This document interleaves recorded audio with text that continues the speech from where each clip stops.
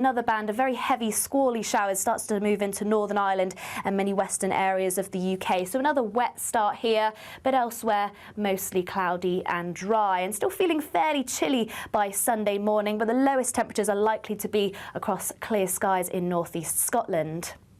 Sunday is set to be a very unsettled day once again. Some very heavy showers merging together to bring long and persistent spells of rain, brightening up across many areas of England and Wales, but still plenty of showers and some quite strong winds too at times, particularly through into the Bristol Channel. Still slightly milder than of late, highs reaching 10 degrees. Today, clouds overhead, total zen within. Boxed Solar sponsors the weather on GB News. It's the final week to see how you can enjoy Christmas on us. First, we'll give you an incredible £30,000 in tax-free cash. Then we'll give you a further £10,000 cash to spend on all your Christmas presents, even the tree. Christmas lunch, that's on us too, with £1,000 in shopping vouchers to spend at your favourite supermarket. Finally, a GB News Christmas goodie bag. For another chance to win, text WIN to 63225. One entry costs £2.50 plus one standard network rate message. Or text bonus to 63225. 5 entries cost £5 plus one standard network rate message. Go to gbnews.com/win. Entries start at £2.50. Call 0903 686 3232. Calls cost £2.50 plus your network access charge. Or post your name and number to GB17 PO Box 8690 Derby DE1 9TT. UK only. Entrance must be 18 or over. Lines close at 4 p.m. on the 28th of November. Please check the closing time if listening or watching on demand. Good luck. Mornings don't have to be tiresome, especially if you have the right company. Wake up to news as it happens, opinion and debate, and of course, a little bit of entertainment too. Because when the kettle's on, we're on. That's Breakfast on GB News, a show worth waking up for. Every morning from 6 a.m. Only on the People's Channel, Britain's news channel. We'll spread the news, you spread the word. From the school run to the home run, watch a new show for all of Britain. He can say whatever he wants. A straight-talking show where all voices are heard. And, you know, when are we going to stop talking about smashing the gangs and actually do it? With the stories that matter from every part of our country. There's a bit of a crash landing there for your Chancellor. Bold, fearless and standing up for you. That's me, Martin Daubney, 3 p.m. till 6 p.m, weekdays, here only on GB News. The People's Channel, Britain's news channel. Westminster's full of talk, but out here, it's the real world. Am I allowed to talk then? No, that's it. This is where it matters, real people and real lives. That's what politics is all about. In fact, has Trump made a good start? No. Straight answers, no spin, and just a couple of pints. How many fingers have I got up? About 10. So join me for Lee Anderson's Real World every Friday at 7 p.m, only on GB News. The People's Channel, Britain's news channel. You want to know what's really going on in the corridors of power? Labour don't know what to do with you half the time, and that makes you quite lethal in the chamber. Get behind the headlines with Chopper's Political Podcast. Join me, Christopher Hope, as I sit down with the great and the good of British politics. We'll see where this ruling takes us. These are the stories shaping our nation. Chopper's Political Podcast, available now on all platforms. Listen in and stay ahead. We love Great Britain. We love its history, its culture and its tradition, and that's why we're so proud to be part of GB News. You look genuinely emotional. Oh, come here. GB News does pay attention to those who are ignored by the mainstream media. The majority of this country whose forefathers fought and died to maintain liberty, to fight for freedom of speech. The rule of law, the rights of property and democracy. This is the heritage that our country should be so proud of. Which of course includes our Christian heritage. There's been a huge resurgence in the number of people going to church. Perhaps they're not finding what they're looking for, and they're looking for something a bit deeper, a bit more truthful, a bit more akin to Britain's Christian heritage. That's right, get ready, because the most exciting night in general election history starts now!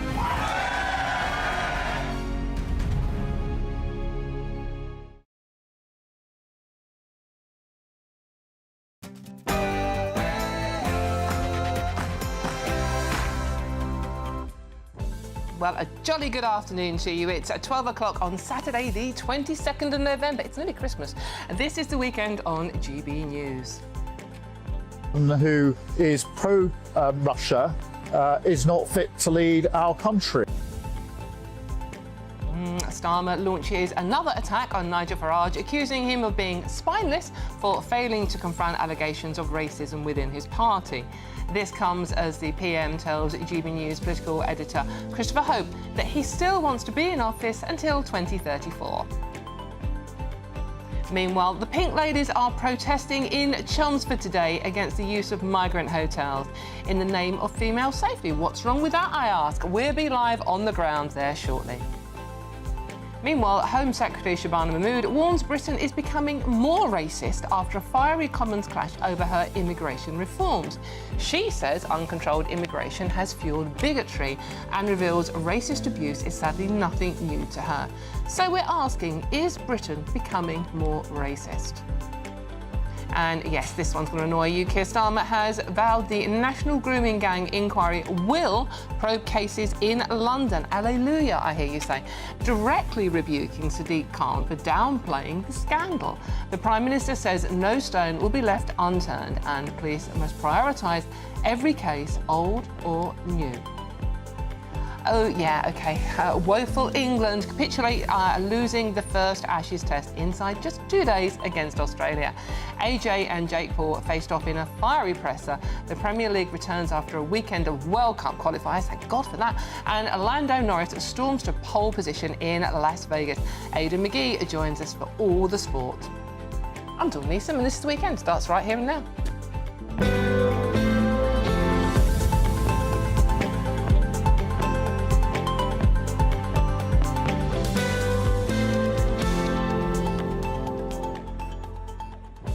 So hello, happy Saturday, congratulations, you have made it. It's another weekend and we are here together and I'm grateful for that, thank you so much.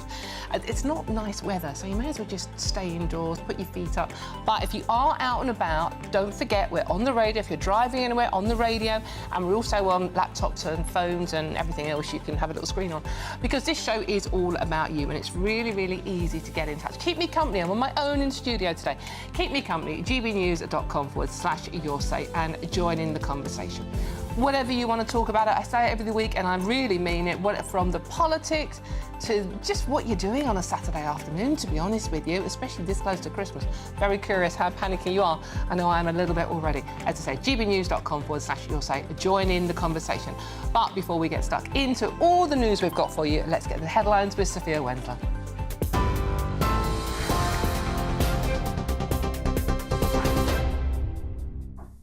Dawn, thank you. Good afternoon. Your top stories at midday.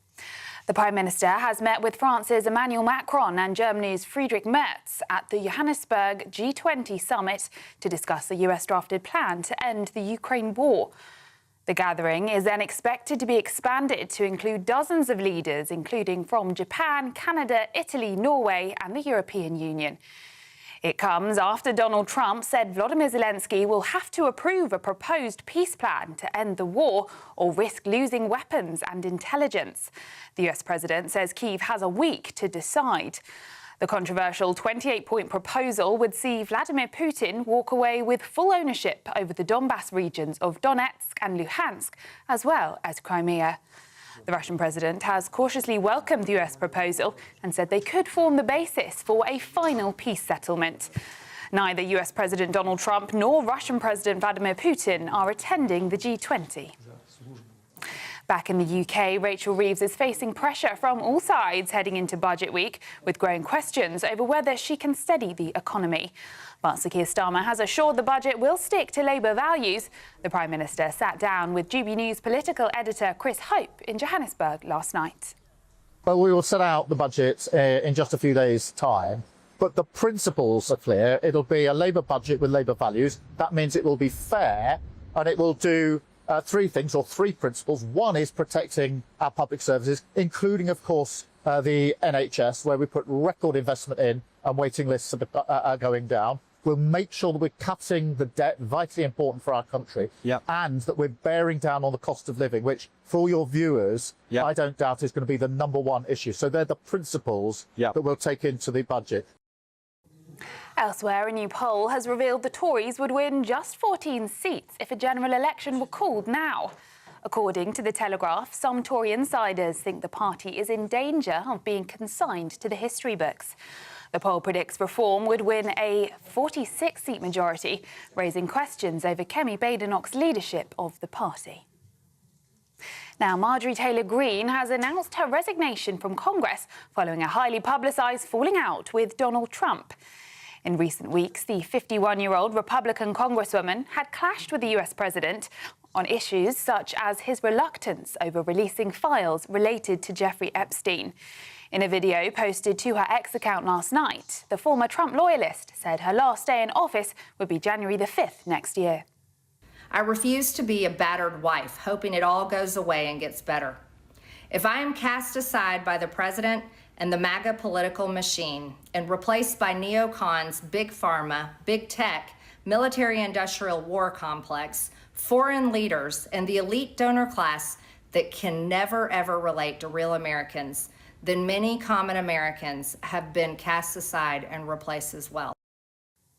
In other news, the owner of the Daily Mail has agreed a £500 million deal to buy The Telegraph. The Daily Mail and General Trust has signed an agreement with Redbird IMI to acquire the Telegraph Media Group, and they are now in a period of exclusive talks to finalise the terms of the transaction. Culture Secretary Lisa Nandy has said she will review the potential new deal. And children as young as 10 will be given puberty blockers on the NHS from early next year after a trial was granted ethical approval.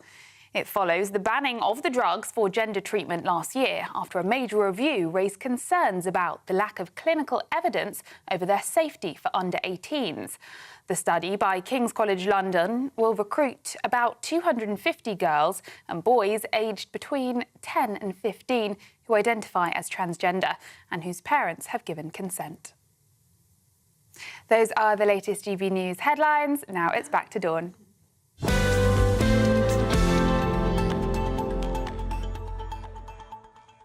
Thank you very much, Sophia. And already lots of you getting in touch because that's the highlight of my weekend. So hello to Margaret, who's got in touch. Good afternoon, Margaret. Very good to see you as well. Well, see you. You know what I mean. I can see you actually on your sofa there. And lots of you have been getting in touch. This wasn't my topic. This is what Olivia and Cameron were talking about. How do you forget to feed a child? A cat, I can possibly understand. Forgetting to feed a kid. Lots of you still getting in touch about that one, so I might be talking about that one as well as we go through the day, but please do keep those messages coming in. We've got loads to talk about in the next couple of hours, so don't want to move a muscle. And it's a bit horrible outside, so just stay where you are. Now, should we talk about Keir Starmer? Yes, someone's got to. Come on, it matters with me.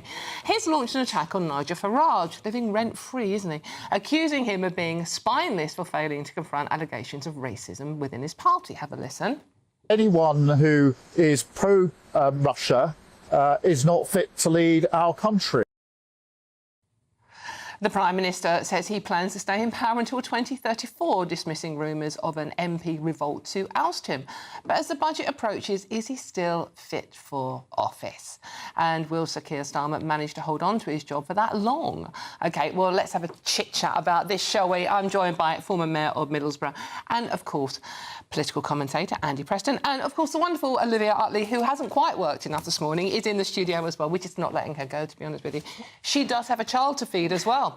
Olivia, will you forget to feed your baby when you go home? That's the burning question of the day. Well, it's a very, very messy job, so I'm hoping that my husband has remembered. But one of us usually manage to remember. Yeah. I mean, otherwise... That is the basic... I'm sure he'd let you know as well if he hadn't been fed. Yes, it's a pretty low bar for parenting, I think, remembering to feed your child. But we are actually here now to talk about the serious subject of Keir Starmer, who is doing very serious things in G20 in South Africa at the moment.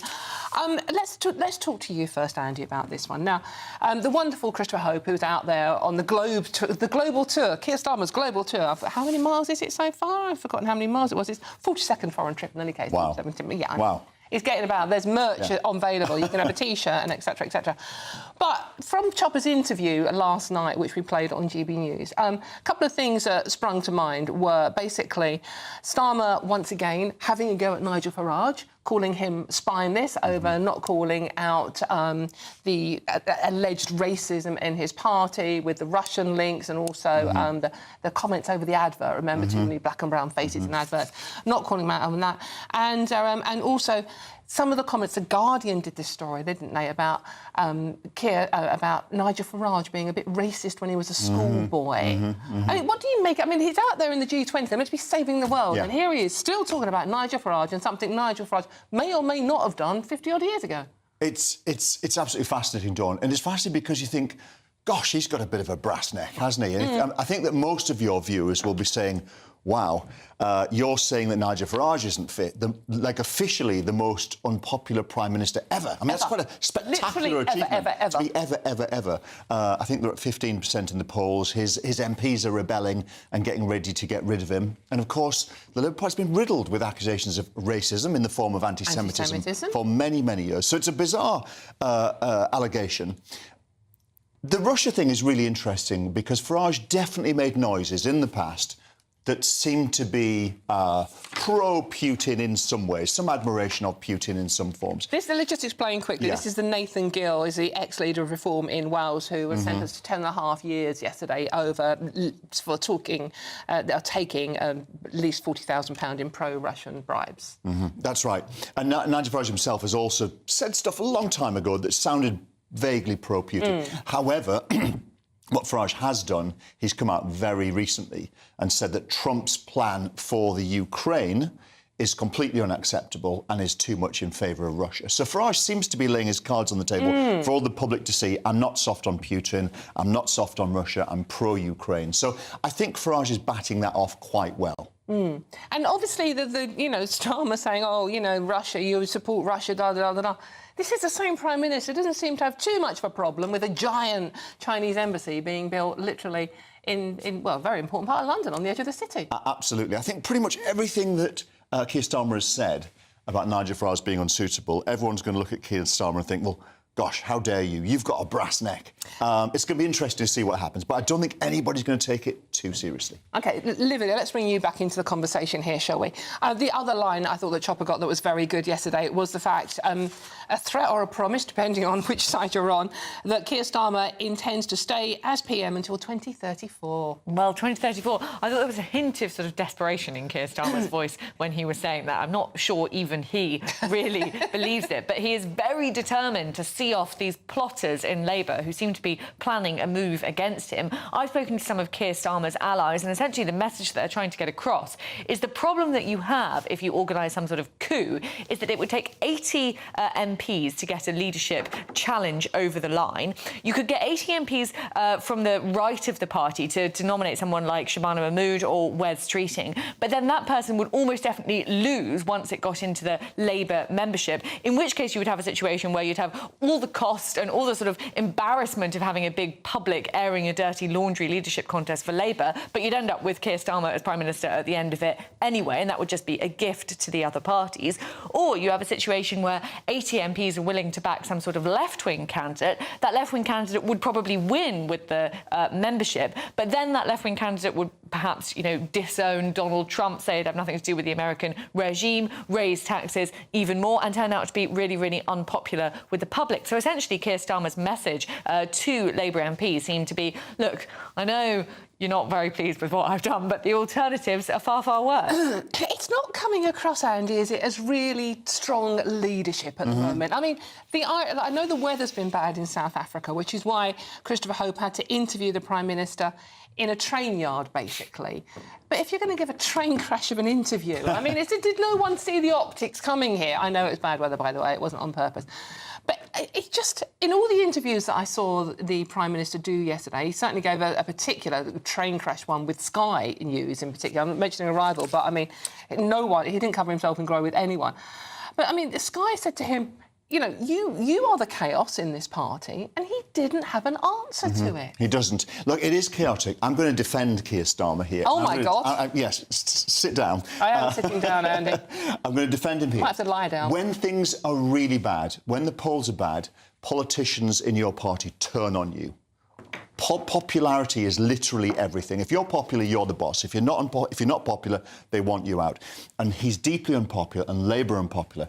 And his MPs, they want to save their jobs. They don't care about saving the country. They want to save their jobs. So they want him out. So he has no authority. And actually, it would be the same whether you were Boris Johnson, Liz Truss, Keir Starmer or the next Labour leader, if you're unpopular with the public, nobody listens and you have no authority. He can't win. He has to go. He can't win. But who replaces him? Well, there's a queue, isn't there? There's Angela Rayner, Wes allegedly there's a Streeting, queue, but they'll go, no, not me, no. Ooh, could they fix the situation? I don't think they can. Labour are unpopular with the public. Maybe some ground could be recovered, but the membership is very left-wing, and the membership will only be happy when left-wing Corbyn-like policies come in. And that's why many are going to the Green Party, because Zach Polanski, in a very charismatic way, is saying all of the stuff that Jeremy Corbyn would be saying if he was in charge. And so if Labour want to shore up their position, not win the general public, but shore up their membership, they should go left. Ooh. But they won't win an election. That's the problem we have.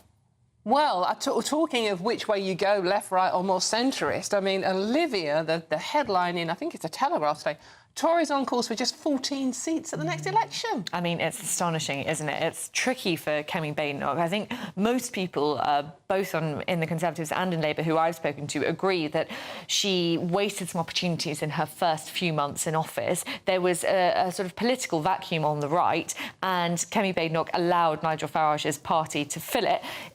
That said, I mean, she perhaps played a bad hand badly, but it was certainly a very, very bad hand that she was dealt becoming leader after that catastrophic defeat for the Conservatives at the last election. Since then, she has managed to get a bit more ground at Conservative conference. I thought she did a pretty convincing job. And after that, Conservative shadow cabinet ministers began to coalesce around her. But it seems from the polls as though that was all a bit too little, too late. And this recent polling suggests that the Tories would be on just 14 seats at an election. I think the problem for Kemi is that she is essentially at the moment Nigel Farage light. She says that she's going to go tough on immigration. She says that she's going to leave the ECHR, everything that reform voters want, but she's not going quite as far as to say the kind of mass deportations line, which goes down so well with voters who are very, very serious about migration. So she's sort of stuck between a rock and a hard place here and just doesn't seem to be getting very much momentum. Isn't it interesting? I mean, both of you, if you look at that poll that shows that the Conservatives would just get 14 seats, Reform, according to this poll, would get 348,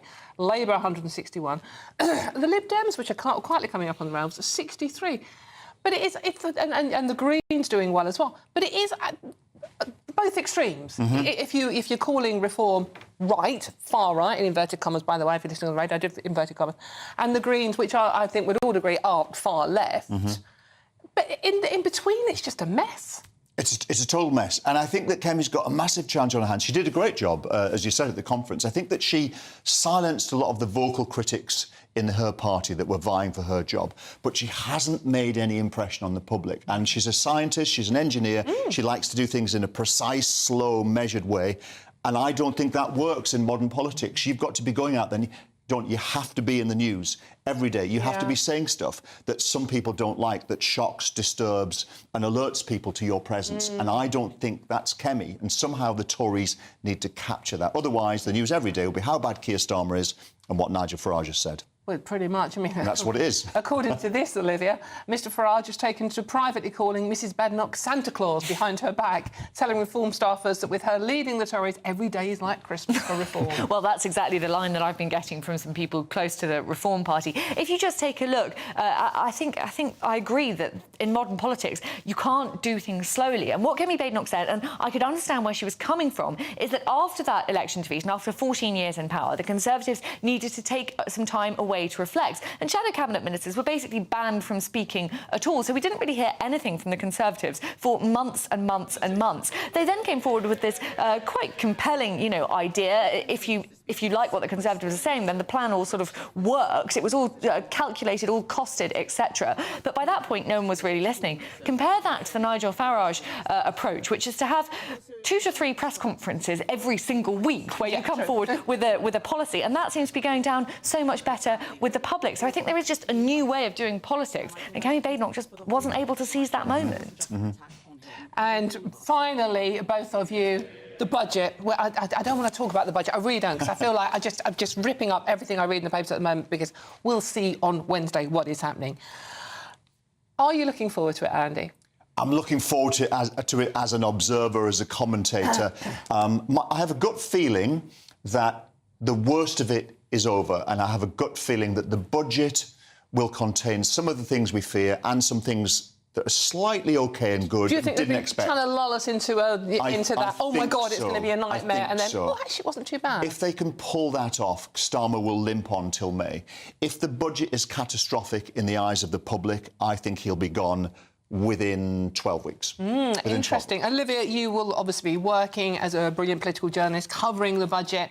Obviously, you'll be looking forward to it because it's probably going to be one of the most interesting budgets we've had for a long time. Well, it absolutely is. And I think Andy's probably right there that surely some of this must be expectation management. Everyone is essentially dreading the budget. It's been the longest lead up to a budget. The 26th of November is the very last possible day. Yeah, very, very long lead up to this budget. Very last possible day it could be. So there's been weeks and weeks and weeks of speculation. And all of the speculation has been very, very negative. There's lots of talk about income tax going up. That would be the first time since 1975, I think it was, that income tax has gone up. It now looks unlikely that that's going to happen. And people in Westminster are now suggesting that actually maybe quite a lot of the bad briefing was expectation management. I think Andy's right. We haven't heard anything about any kind of sweeteners. There must be some sort of sweeteners. A government can't rule with all stick and no carrot. So hopefully there'll be some little nuggets for us all to look forward to on Wednesday. Crossing my fingers. I'm buying a house at the moment, so perhaps... Yes, absolutely. Yeah. And she's got a child to feed as well.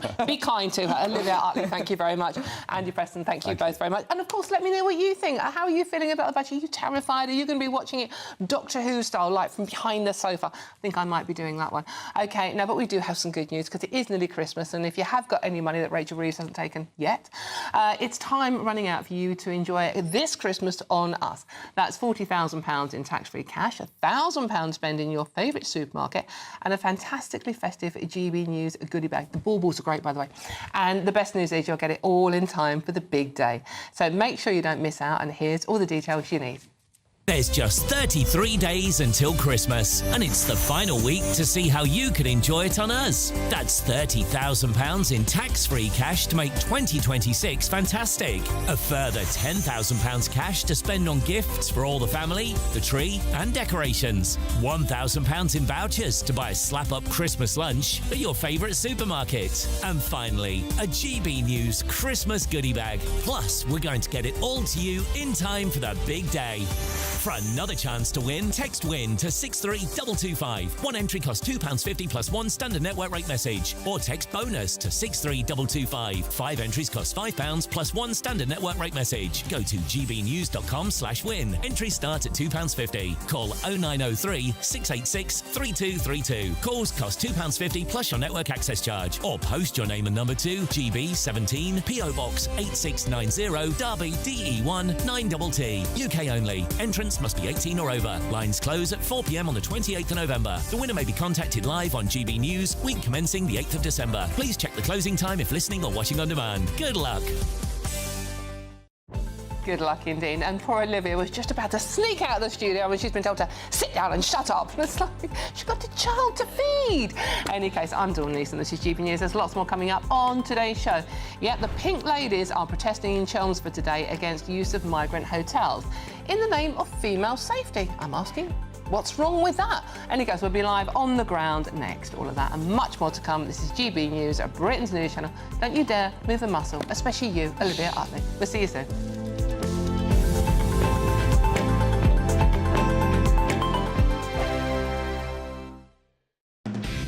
Decisions made in Washington aren't just shaping America, they're shaping Britain too.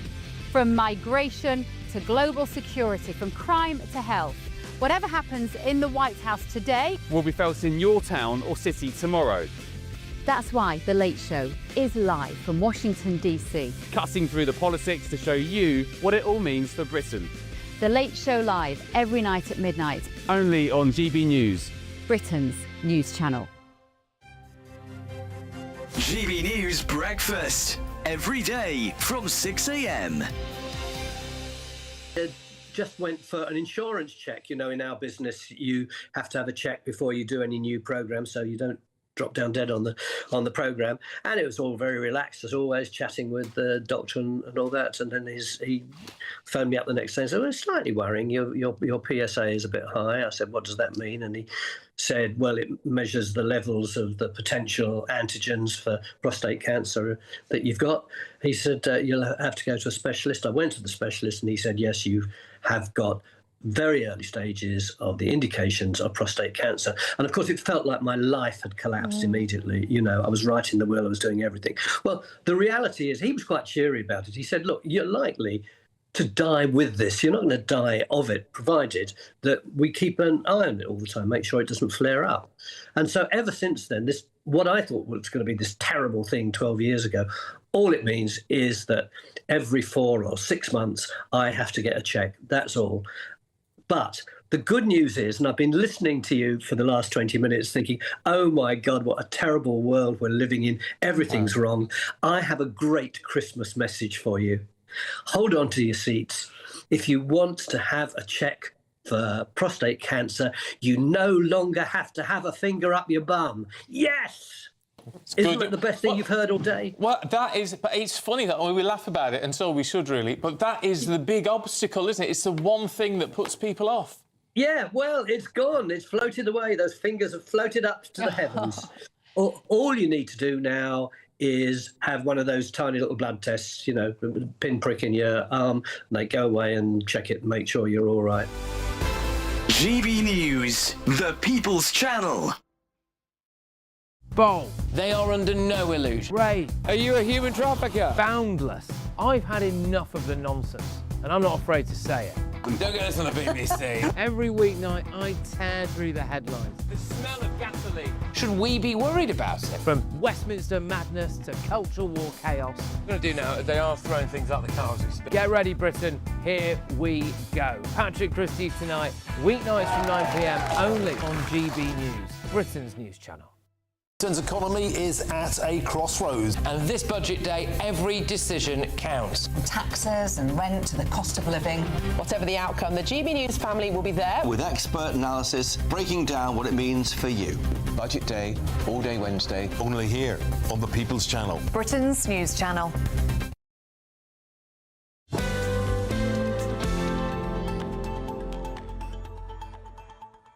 Hello, welcome back to the weekend with me, Dawn Neeson. Now, if you want a time check, OK, it is 27 minutes past 12, but it's a Saturday, so you don't. Just sit down and chill. Doesn't matter about the time, does it? But this is the weekend. I'm Dawn Neeson. Thank you so much for your company. Now, we are going to disappear to the depths of Essex because the Pink Ladies are protesting in Chelmsford in Essex today against the use of migrant hotels. They're doing it in the name of female safety, which doesn't sort of like have a problem with me about you. There are reports that Lucy Connolly, the woman, if you remember, who was jailed for a tweet allegedly stirring up racial hatred, may speak at the event. OK, now we have, for his sins and their sins, sent GB News presenter Alexander Armstrong down there. And it's raining as well. Alex, how are you? What's going on there? Hello, Dawn. Yes, I'm here in the beautiful Chelmsford, Essex, to cover this protest, this Pink Ladies protest today. And there's a big array of people you can see behind me here. You see we've got some ladies here to talk to us. And of course, there's lots of speeches already started. We'll try and bring you some conversations with some of those speakers as and when we can. But I've got Emma joining me here at the moment. Emma, why are you here today? What are the Pink Ladies? Why is it all important for you to be here? So I'm from Chelmsford. I run a safety group and I've been working with the Pink Ladies. And I think the reason why the Pink Ladies is important is because it's actually like an acceptable protest. You know, how can you call a far right to ladies dancing around in pink? You know, nans, granddads, brothers, sisters, everyone's welcome, but you cannot call these people far right. We're here to protect people and we're here to raise awareness. So I'm just really pleased that obviously you've come to Chelmsford. Thank you so much for coming. It's great to raise awareness because obviously we had the prisoner released just over 4 weeks ago, which we was able to release quickly to the press and get onto GB News. And since 4 weeks, a lot has happened in Chelmsford, so we just really needed this to go really well today. So yeah, and Essex seems to be the place where all of this started. The Pink Ladies started, yeah. And of course, lots of ladies here today with we see the flags here. Look at this lovely flag. Yeah, the Canary Wharf ladies as well are here. So we've got ladies from across the country, actually, not just across the south, but across the country. Why is it important that women speak up and show their pride for Britain, but also to be here today? Women need to be heard. You know, women have been silenced for so long. Why should we get called so many names for sticking up for our country, you know? Women fought to be able to vote. You know, women threw themselves in front of horses to be able to vote. You know, one of my family members in the 1800s got arrested for being in a pub outside of ours. You know, women are finally having their voices heard, and it's so important. Really important. Yeah, it's really important. Well, thank you very much for joining us and giving us your thoughts there, Emma. I'll just bring you just one more, because I've got another lady here I'd like to talk to. So, hello, what's your name? My name's Lorraine. Lorraine, what's brought you here today? I have a deep love and passion for this country, and I'm absolutely petrified of where the direction that this country's going in. We're allowing unvetted, unknown men just to literally rock up on our shores. We know nothing about them. And I want the world to be safer as it was when I was born. I was fortunate to be born into a high trust society, and that has gone. And I wonder, why is this happening? Why are we allowing these people just to rock up? Then it's not safe any longer.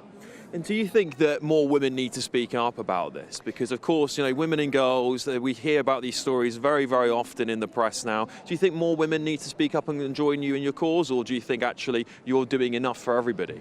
What comes to mind when you say that to me is a saying, and I believe, I might be wrong, but I know a wise old man said it years and years ago, and that was, tolerance and apathy are the last virtues of a dying race. I believe this country is worth fighting for. Please stand up. Lorraine. Really appreciate you talking to us today. Ladies, where have you all come from? Canary Wharf. And what are you hoping to achieve today, one of you? Yeah, women and children. A better country for our women and children. Yeah, it used to be. Not the trash we've got now. I don't care what they say. We've got lots of... Stop the undocumented men. So there's lots of reasons why women want to be here today. They're proud of Britain. They want Britain to return to a time where they felt safer, where they thought women and girls were safer. Of course, be here to show their support. It's very cold, it's very wet, it's very windy, but this is the British spirit, isn't it? This is what it's all about. Thank you, thank you. So Dawn, a real range of people here from across the country today, as you can see. We'll bring you some more of these brilliant interviews with real people, as we always love to do here at GB News. Brilliant, thank you very much, Alex, and good luck to the ladies down there today making the voices heard, because that's what it's about, isn't it? I just want to read a message out from Jay Lincoln here, who says, excuse me, Dawn, this isn't just about hotels, it's about these unchecked and undocumented men roaming our streets no matter how they are housed. This is about stopping them coming here and putting us at risk. That's lots of you are saying that. And the argument against that is always, well, you've got men here already who are going to do that. You know, why aren't you protesting about men in general? Yes, of course. Of course we have men here who are doing that. And this is not all men. Most men are lovely. But why are we importing more? Why are we letting more men come over? And we've already got men out there who are bad uns in any case. So why are we importing more? And I'm not saying all migrants are bad uns either. But I think it's very important what Alex is doing down there in Chelmsford today, talking to those women who are mothers, they are grandmothers, they are aunties, they have youngsters to look after. They're worried about the future. I don't understand what's wrong with that. Let me know what you think. gbnews.com/your say. I am Dawn Leeson, this is News GB News, and there's lots more coming up on today's show. Ukraine says it will consult allies in coming days on steps to end its war with Russia. It comes as President Zelensky faces pressure to accept a leaked US plan. But first, it is time for the news headlines with Sophia.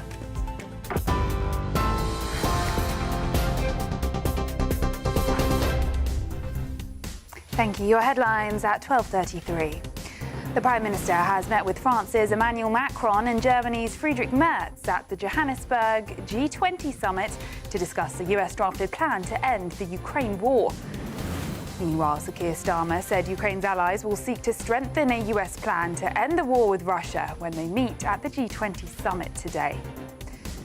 Marjorie Taylor Greene has announced her resignation from Congress after falling out with Donald Trump over his reluctance to release files related to Jeffrey Epstein. The owner of the Daily Mail has agreed a £500 million deal to buy The Telegraph.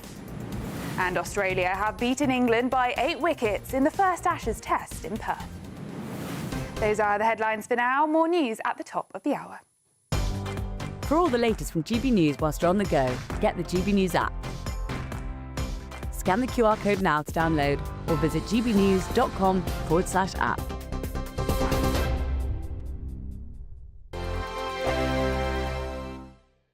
Hello. Hello there, good morning. Welcome to your GB News weather update from the Met Office.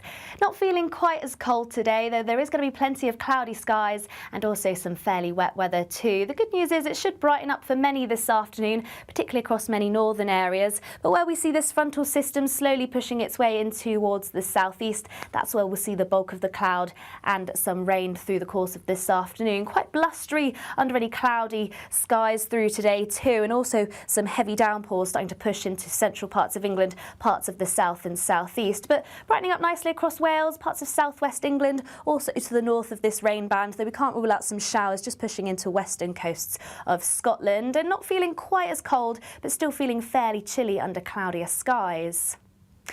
Now, to finish off into this evening, still quite wet across many areas, particularly across parts of the southeast where we could still see some heavy downpours. A little drier towards the far west, though there is still going to be plenty of cloud. Can't rule out some showers just skirting their way through in from the Irish Sea, and once again plenty of showers around coasts of Scotland. That's away from the far northeast though. Plenty of dry, clear skies here, but that's where it's going to turn chilly overnight. So likely quite a widespread frost across the northeast of Scotland, possibly some icy stretches.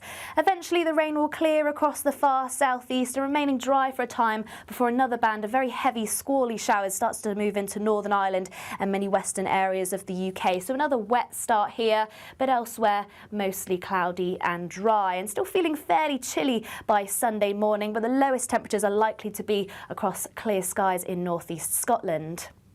Sunday is set to be a very unsettled day once again. Some very heavy showers merging together to bring long and persistent spells of rain, brightening up across many areas of England and Wales, but still plenty of showers and some quite strong winds too at times, particularly through into the Bristol Channel. Still slightly milder than of late, highs reaching 10 degrees. Hi, I'm Michelle Dewberry, and my show is your opportunity to cut through all the noise and dive in headfirst to some robust debates. Ideas clash. Situation, isn't it? No, because the failure is you're deliberately avoiding my point. Nothing's held back. And if you think this is the end of it, wait for more. And we do not shy away from the difficult stuff. Sometimes I want to shake people and say, if only you understood. So join me on Jubes and Co weeknights at 6 p.m, only on GB News, Britain's news channel. Mornings don't have to be tiresome, especially if you have the right company. Wake up to news as it happens, opinion and debate, and of course, a little bit of entertainment too. Because when the kettle's on, we're on. That's Breakfast on GB News, a show worth waking up for. Every morning from 6 a.m. Only on the People's Channel, Britain's news channel. We'll spread the news, you spread the word.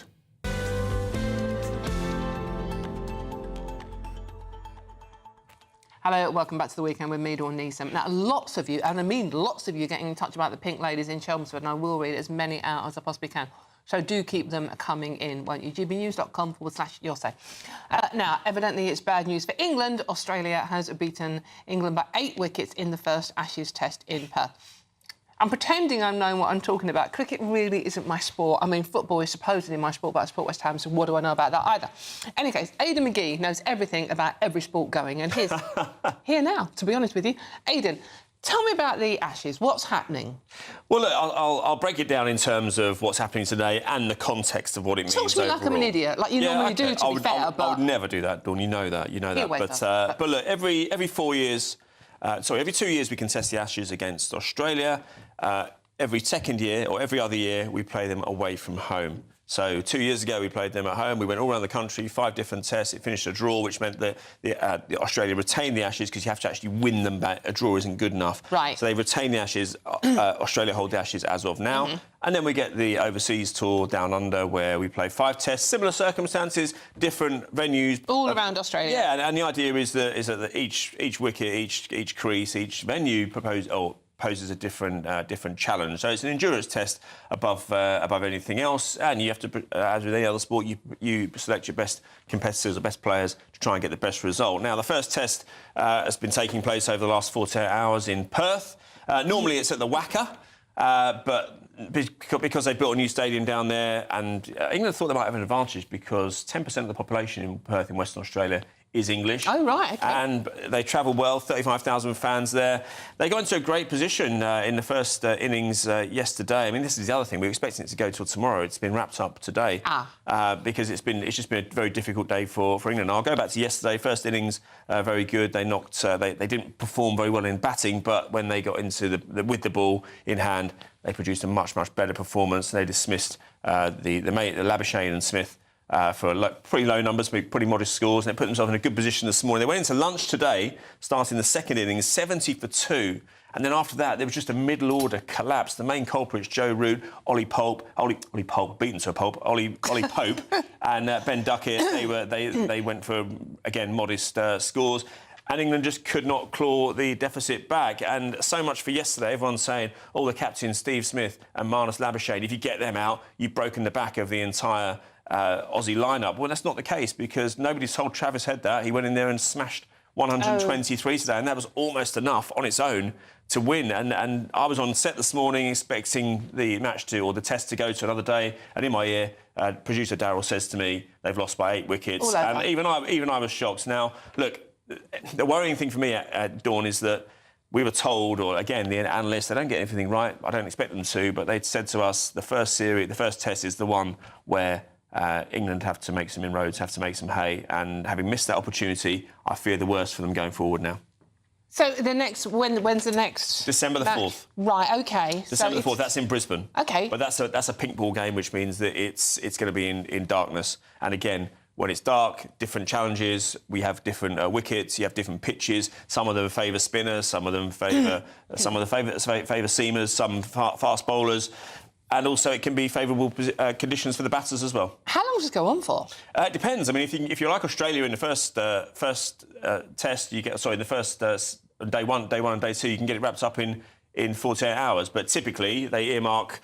Brisbane, for example, is between the December the 4th and December the 8th, so it should be 4, but it can be done even quicker than that. But just the numbers, I mean, that's 2 victories now for England down under in the last 16 tests since 2011.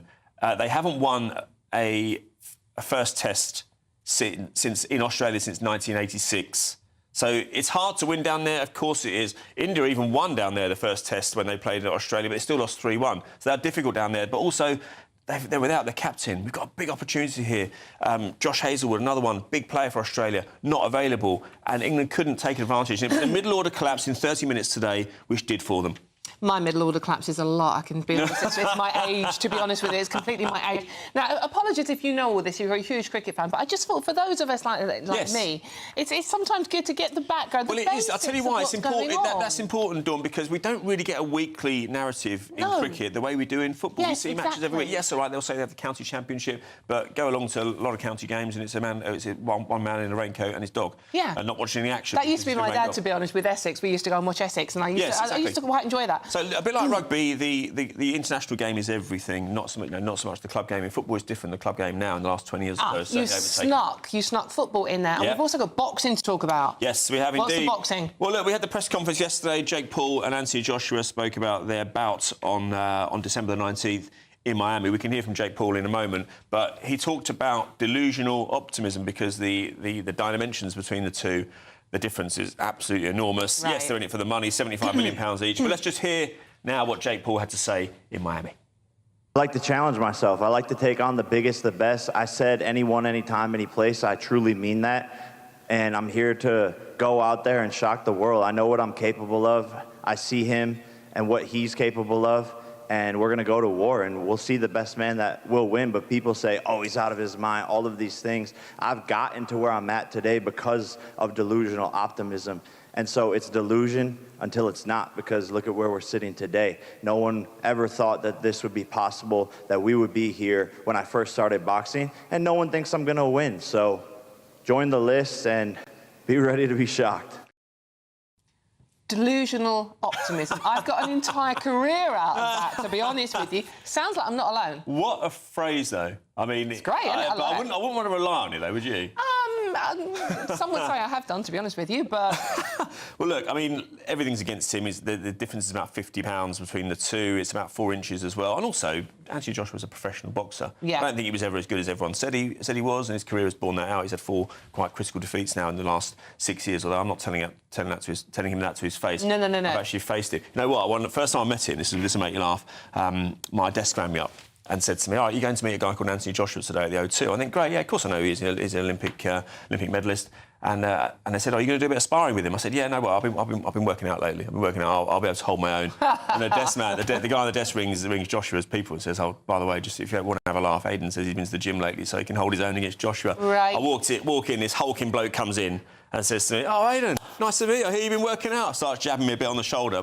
Blimey. How did that go, Aidan? Not very well. No. Not very well. I've just recovered. That was 11 years ago. But no, listen, there's £75 million in it for Anthony Joshua. Wow, He'd be absolutely bonkers not to do it. Look, he's not going to lose, but even if it drags out to 7 or 8 rounds to keep the Netflix audience of millions happy, well, it's not going to affect his career. He'll still get a big shot against Tyson Fury next summer. December the 19th in Miami. Okay. And Netflix audience of probably 150 million people. Extraordinary. And finally, the other sport that I know very little about, to be honest with you, is F1. Yes, that's right. Lando Norris is in pole position. Well done to him as well, because he was never spoken about last summer, despite having a very interesting season last year. He's 25 years old. I've started to see him on the high street now. He's got a watch deal. I won't say which one he's got it with, but that's a sign that his PR people are beginning to push him. They believe he's the heir apparent to Lewis Hamilton, who, quite honestly, has flattered to deceive this season all the way down outside the top 5. With Ferrari, it's meant to be a dawn of a new era. I never thought that would happen, because you can't just go 3 years of not doing anything and then suddenly step back in with a new car and challenge Max Verstappen. Lando Norris has done more than that. He's from Glastonbury, and he's certainly calling the tune in Vegas. That is absolutely terrible. Sorry. Thank you very much. Aidan McGee, always a pleasure. Good to see you, Dawn. Delusional optimism. Bear that in mind, people. Keep me up I'm today. liking that one. Yeah, absolutely. Talk about delusional optimism. Good luck. Aidan, thank you very much indeed for that. Now, OK, I'm Dawn Neeson. This is GB News. And if you are in search of some holiday sun, and I wouldn't blame you, it's a bit murky out there today, here is a forecast for those top European destinations for you. Ready to soak up that holiday sunshine? Won't we need some cover? No worries. All sorted. All Clear Travel Insurance sponsors GB News Travel Destinations Forecast. It's an unsettled day on Sunday in the UK, but it's also unsettled across parts of Greece with blustery showers. Meanwhile, for the Canaries, not too bad. Madeira seeing sunny spells and plenty of settled weather for Spain and parts of Portugal, although northern parts of Portugal into the south of France, there will be some rain, and it's showery across Italy, but more so for parts of Greece and Croatia, where there'll be some heavy downpours and strong winds. Very unsettled Central Med next week. All Clear Travel Insurance sponsors GB News Travel Destinations Forecast.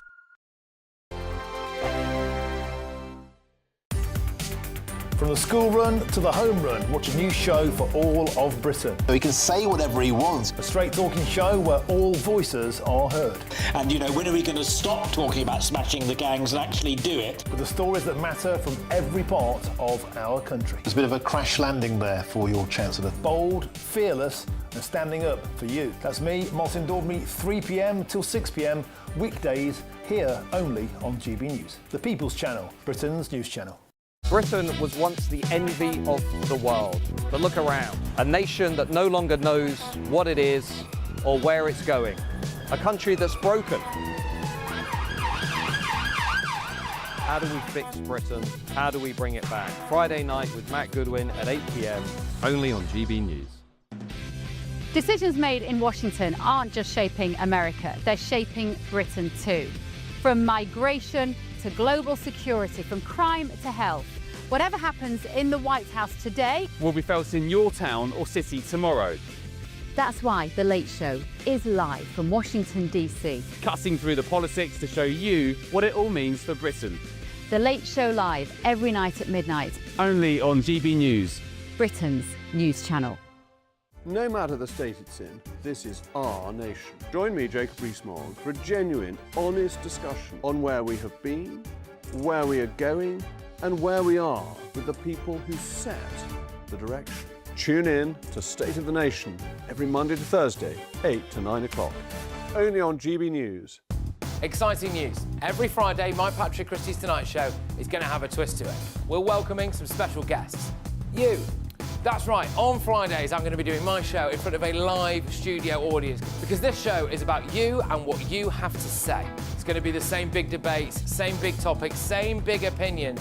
But every Friday night at 9 p.m, you are invited to come on down to Patrick Christie's Tonight to be a part of the action. Only on GB News, the People's Channel, Britain's news channel. Britain's economy is at a crossroads. And this budget day, every decision counts. Taxes and rent and the cost of living. Whatever the outcome, the GB News family will be there with expert analysis breaking down what it means for you. Budget day, all day Wednesday. Only here on the People's Channel. Britain's news channel. Hi, I'm Michelle Dewberry, and my show is your opportunity to cut through all the noise and dive in headfirst to some robust debates. Ideas clash. Situation, No, Because the failure is... You're deliberately avoiding my point. Nothing's held back. And if you think this is the end of it, wait for more. And we do not shy away from the difficult stuff. Sometimes I want to shake people and say, if only you understood. So join me on Jubes and Co weeknights at 6 p.m, only on GB News, Britain's news channel.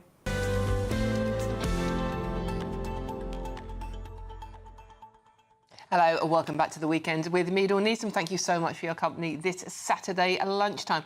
Now remember, please do get in touch. Lots of you are already, and I will read as many out as I possibly can because this show is all about you. So Saturday lunchtime, that's what I'm here for, to have a nice chat with you lot. gbnews.com/your say.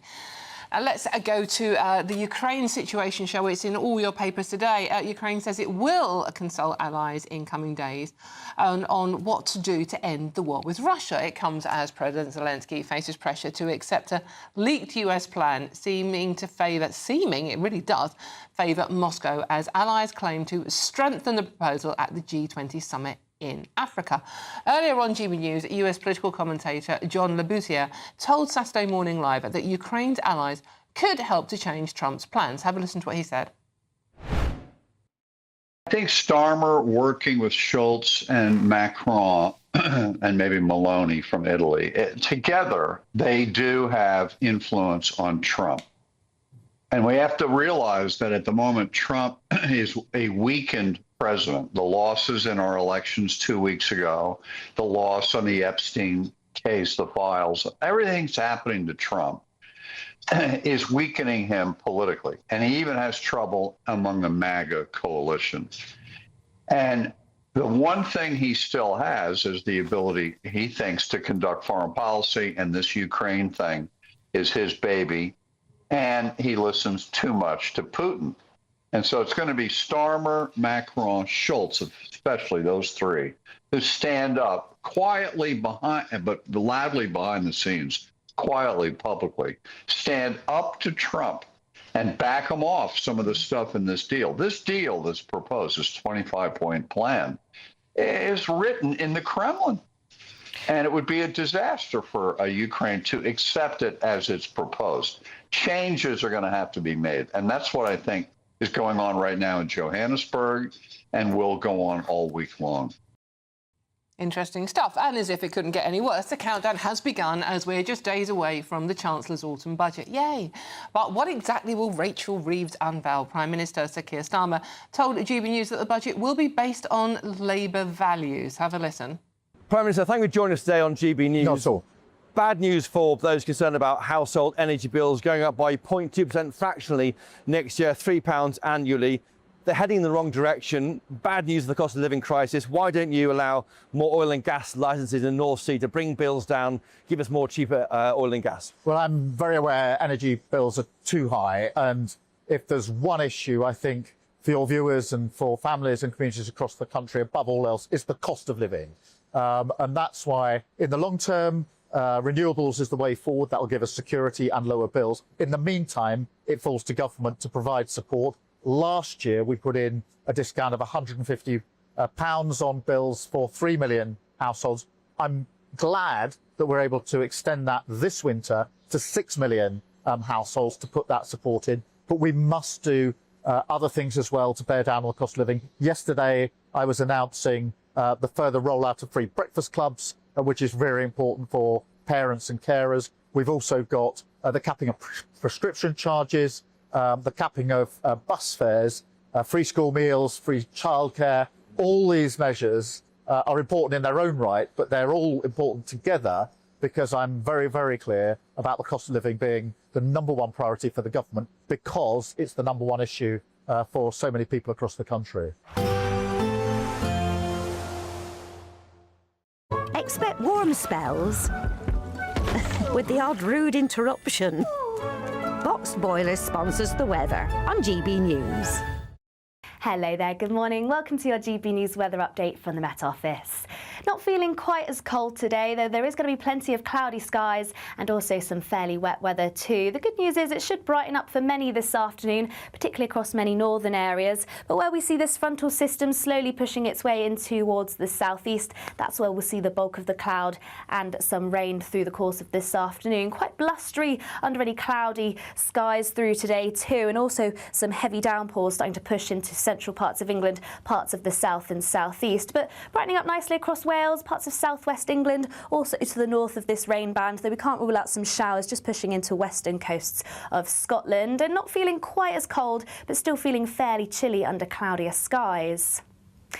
Now, to finish off into this evening, still quite wet across many areas, particularly across parts of the southeast where we could still see some heavy downpours. A little drier towards the far west, though there is still going to be plenty of cloud. Can't rule out some showers just skirting their way through in from the Irish Sea, and once again plenty of showers around coasts of Scotland. That's away from the far northeast though. Plenty of dry, clear skies here, but that's where it's going to turn chilly overnight, so likely quite a widespread frost across the northeast of Scotland, possibly some icy stretches.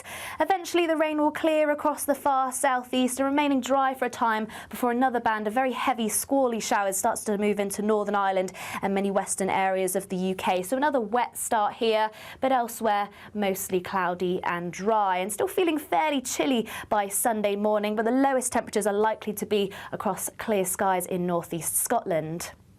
Sunday is set to be a very unsettled day once again. Some very heavy showers merging together to bring long and persistent spells of rain, brightening up across many areas of England and Wales, but still plenty of showers and some quite strong winds too at times, particularly through into the Bristol Channel. Still slightly milder than of late, highs reaching 10 degrees. Expect warm spells with the odd rude interruption. Boxed Boilers sponsors the weather on It's the final week to see how you can enjoy Christmas on us. First, we'll give you an incredible £30,000 in tax-free cash. Then we'll give you a further £10,000 cash to spend on all your Christmas presents, even the tree. Christmas lunch, that's on us too, with £1,000 in shopping vouchers to spend at your favourite supermarket. Finally, a GB News Christmas goodie bag. For another chance to win, text WIN to 63225. One entry costs £2.50 plus one standard network rate message. Or text BONUS to 63225. 5 entries cost £5 plus one standard network rate message. Go to gbnews.com/win. Entries start at £2.50. Call 0903 686 3232. Calls cost £2.50 plus your network access charge. Or post your name and number to GB17 PO Box 8690 Derby DE1 9TT. UK only. Entrance must be 18 or over. Lines close at 4 p.m. on the 28th of November. Please check the closing time if listening or watching on demand. Good luck. GB News Breakfast. Every day from 6 a.m. First of all, are you coffee or tea? Both. Both. Okay. Both, yeah. If you're having tea, is it herbal tea or is it real normal tea. tea? I say normal tea. Real tea. Real tea. And is it milk or no milk? Obviously milk. Obviously milk. Final question before I read the piece. Yeah. Milk in first or last? Second. Yeah, second. Afterwards, if you've got a bag, but obviously if you're brewing it yourself, then you want to actually just check that it's brewed See, I'm from properly Wrexham. We just put the milk in, tea bag in the mug. What? pour it in, and that's it. What's wrong with that? And at this point, we stop talking. It doesn't brew properly. No. Well, look, why doesn't it brew properly? Because it's cold. The brewing. You know exactly the right colour to bring it out, and you put it's a builder's tea. my you dad see. says. Well, anyway, the average tea drinker has 62,000 cuppers in a lifetime, costing £6,222. I'd argue that isn't correct, because it's £4 for just a cappuccino, isn't it? Certainly in London now, at least £4. Most of the money is spent on milk, averaging 6p a cup again. Tea bags cost around 4p each, and electricity to boil the kettle comes to 2p per day. And one of the top tips is only put the amount of hot water that you need to boil in, because that saves you money on your electricity. 62,000 cups in a lifetime. They've not met my mother. Well, she's 162. Honestly, it's every opportunity. Is it? I think that's nice. Exactly. If I'm left to my own devices, I'd have a good 3 cups a day. Yeah. Oh, of tea per hour? In the morning, I'd have maybe 5 cups of coffee. Do you get jittery? Yes. Do you? See, I know. I'm at the point. No, never. I can see. I'm trying to do my 1 meal a day OMAD. Yeah. So I have coffees all the time, you know, and I don't get jittery. I don't think. GB News, the People's Channel.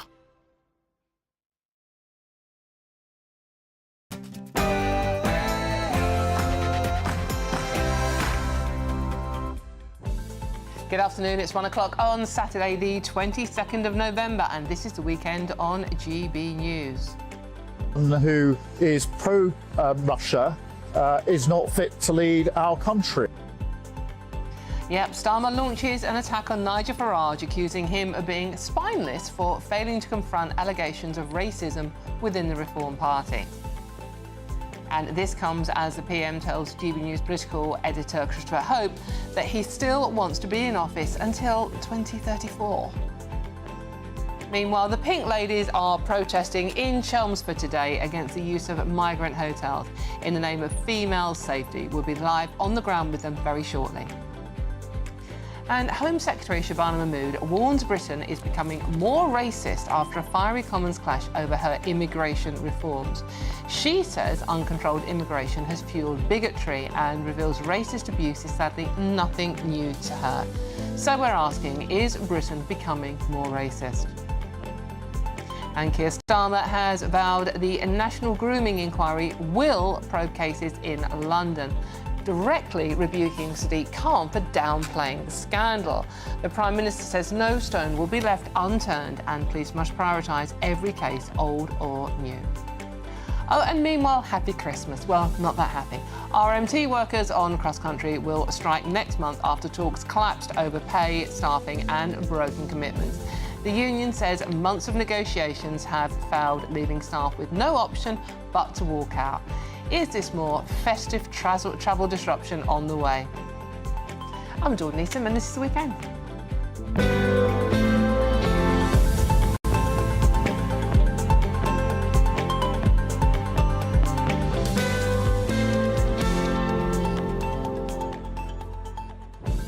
So thank you so much for your company this Saturday afternoon. And to be honest with you, it's a bit grim out there. So you may as well just cosy up in front of the telly, have a nice cup of tea or maybe a glass of wine. Come on, it's nearly Christmas after all. And just chill. And if you are out and about, though, we are on the radio or on your laptop if you're, you know, in your man cave or whatever, or on your mobile phone. There's no escape, literally. Because this show is all about you. So please do get in touch. And we are going live to the Pink Ladies, and a lot of you are getting in touch about that. You know, these are the ladies that are protesting about the boat migrants, undocumented, mainly young men coming into this country. And Grubby T, interesting name, has got in touch and says, on Pink Protest Day, a reminder of the ultra-sad news that a year ago, the murder of young mum Rhiannon Sky White, catering worker at the Park Inn Hotel, Warsaw Hotel in October 2024. There's more to that, and I will read more out, but that is a kind of sentiment many of you are feeling. So please do keep them coming in at gbnews.com/you'll-say, and I will read as many out as I possibly can. But we do have a packed hour together, so you don't want to move anywhere. And before all of that, though, is the news headlines with the lovely Sophia Wendler.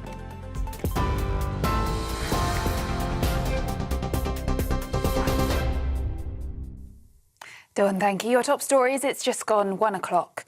The Prime Minister has met with France's Emmanuel Macron and Germany's Friedrich Merz at the Johannesburg G20 summit to discuss the US-drafted plan to end the Ukraine war. The gathering is then expected to be expanded to include dozens of leaders, including from Japan, Canada, Italy, Norway and the European Union.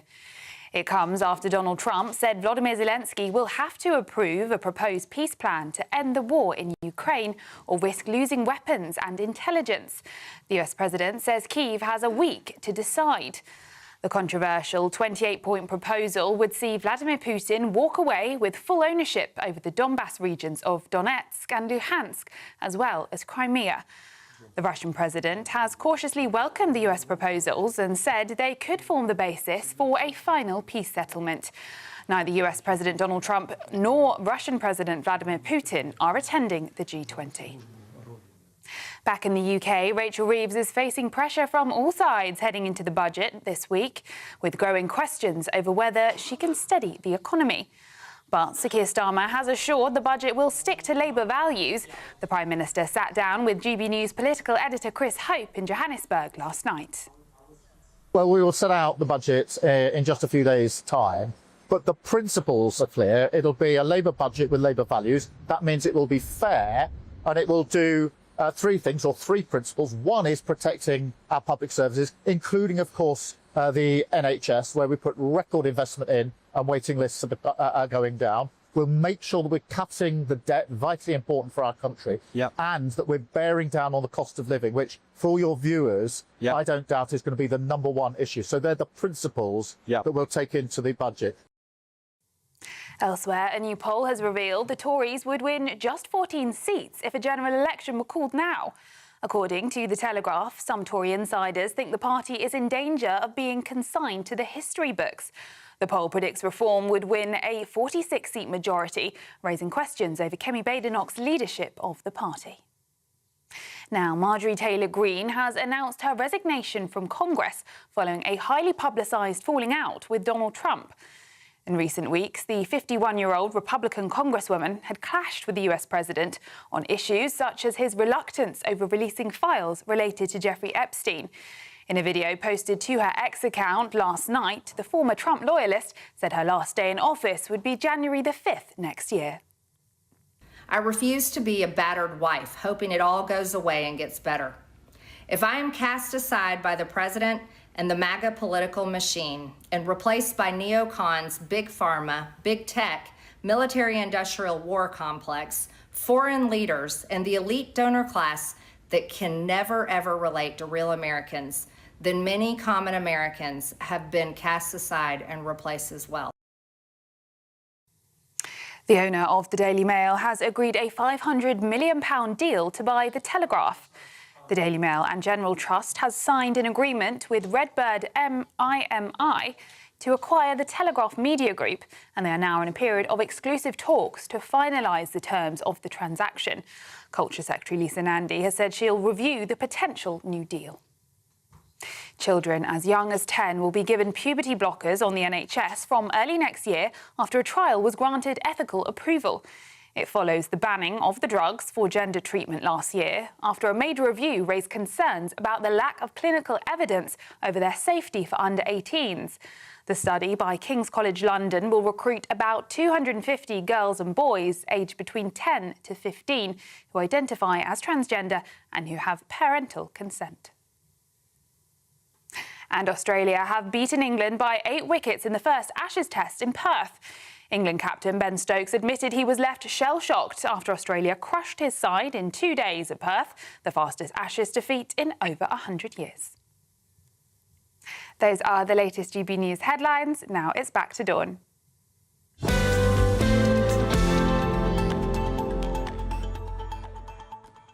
Thank you very much, Sophia. OK, and thank you for your company. That's the highlight of my Saturday, and I'm not even joking, it really is. I love chatting to you a lot of weekends. So gbnews.com/yoursay and join in the conversation.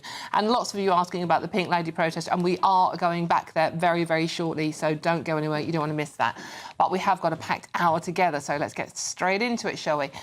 Sir Keir Starmer has launched an attack on Nigel Farage, accusing him of being spineless for failing to confront allegations of racism within his party. Anyone who is pro-Russia is not fit to lead our country. Rent-free? The Prime Minister also told GB News political editor Christopher Hope that he plans to stay in power until 2034, dismissing rumours of an MP revolt to oust him. But will he manage to hold on to his job for that long? Well, I'm now joined by political commentator Tim Scott to delve down into this one. Tim, thank you firstly for joining us. Thank you secondly for confessing that, like me, you're obviously of a certain age, you'll be watching this Wednesday's budget from behind the sofa, Doctor Who style. Well, exactly. Whenever the Cybermen used to come on, Dawn, I'd be behind the sofa or watching through the crack in the door. And I think it's in that spirit that I'll be watching Labour's budget. You know, just like it's never too late for an England batting collapse, it's never too late for a dreadful budget from Labour. I mean, to be fair, they didn't get a good inheritance from the Conservatives. They keep going on about this black hole. But, you know, when you're in a black hole, stop digging, perhaps. Stop digging. Yeah, I mean, you know what? Have we still got you? Have we still got you? Yeah, I'm still here. Oh right, still okay. Here. I thought you'd gone very quiet there. I thought you were stunned into silence by the very thought of that still budget. Here, Dawn. Many of us are. But the other thing I want to talk about today, Tim, is the interviews that Keir Starmer has given at the G20 in South Africa, obviously on his endless global tour, because there's not much going on here that he needs to bother with.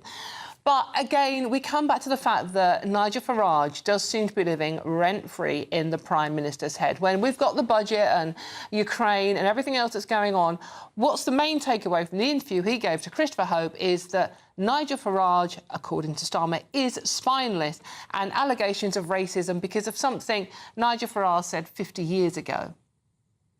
Yes, don't tell me Keir Starmer's gone away for another jolly.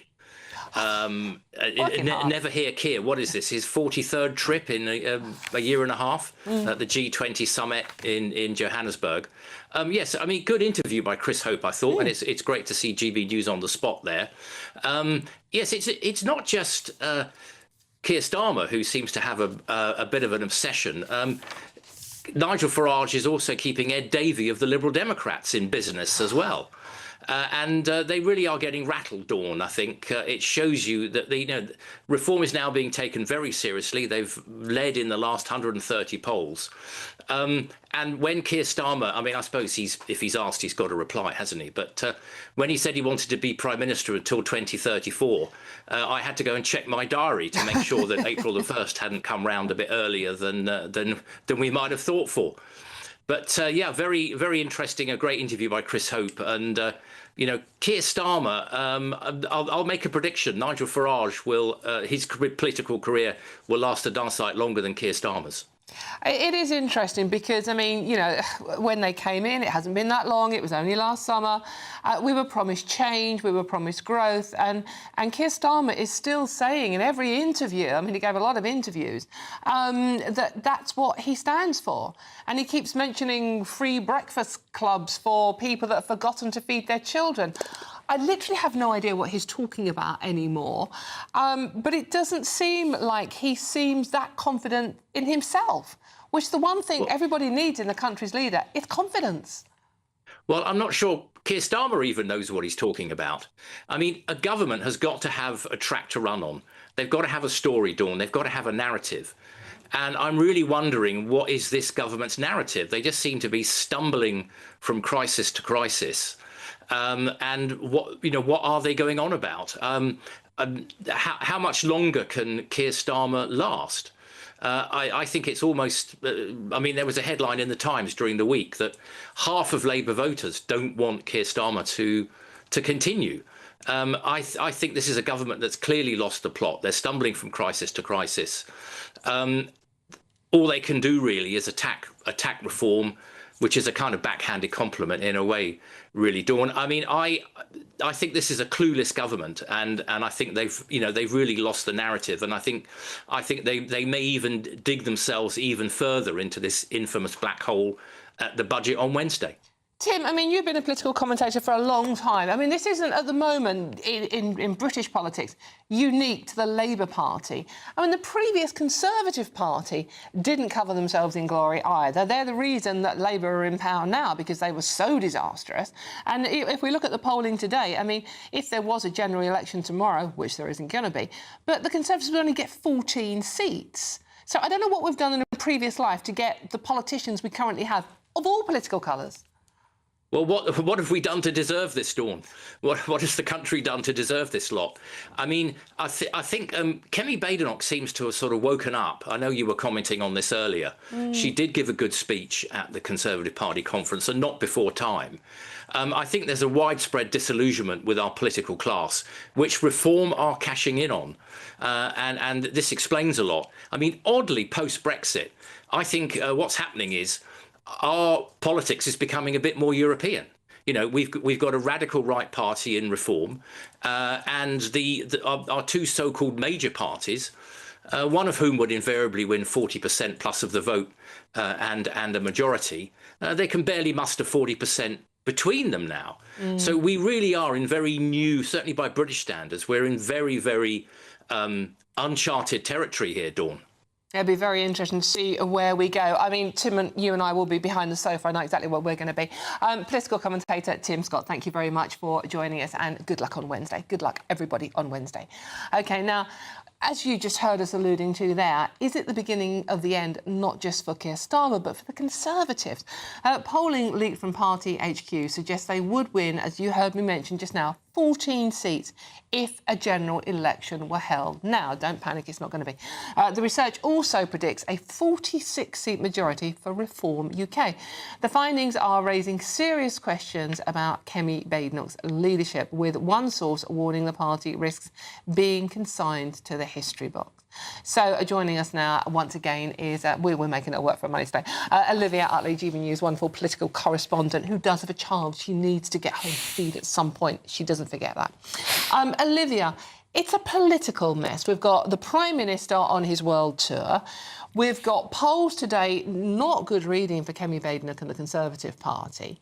It is a political mess. It's not even a political point, it's just a political mess. I mean, it's pretty astonishing. It looks as though what we're seeing is the end of the two-party system in Britain, which has been around for well over 100 years. Keir Starmer's party is really, really struggling in the polls. They're down at, I think, 18%, which is the same as they were on during the 2007-2008 banking crash. Starmer is very, very worried, as we've seen, about some sort of threat to his leadership, whether now or after the May elections, which are widely predicted to be a bloodbath for Labour.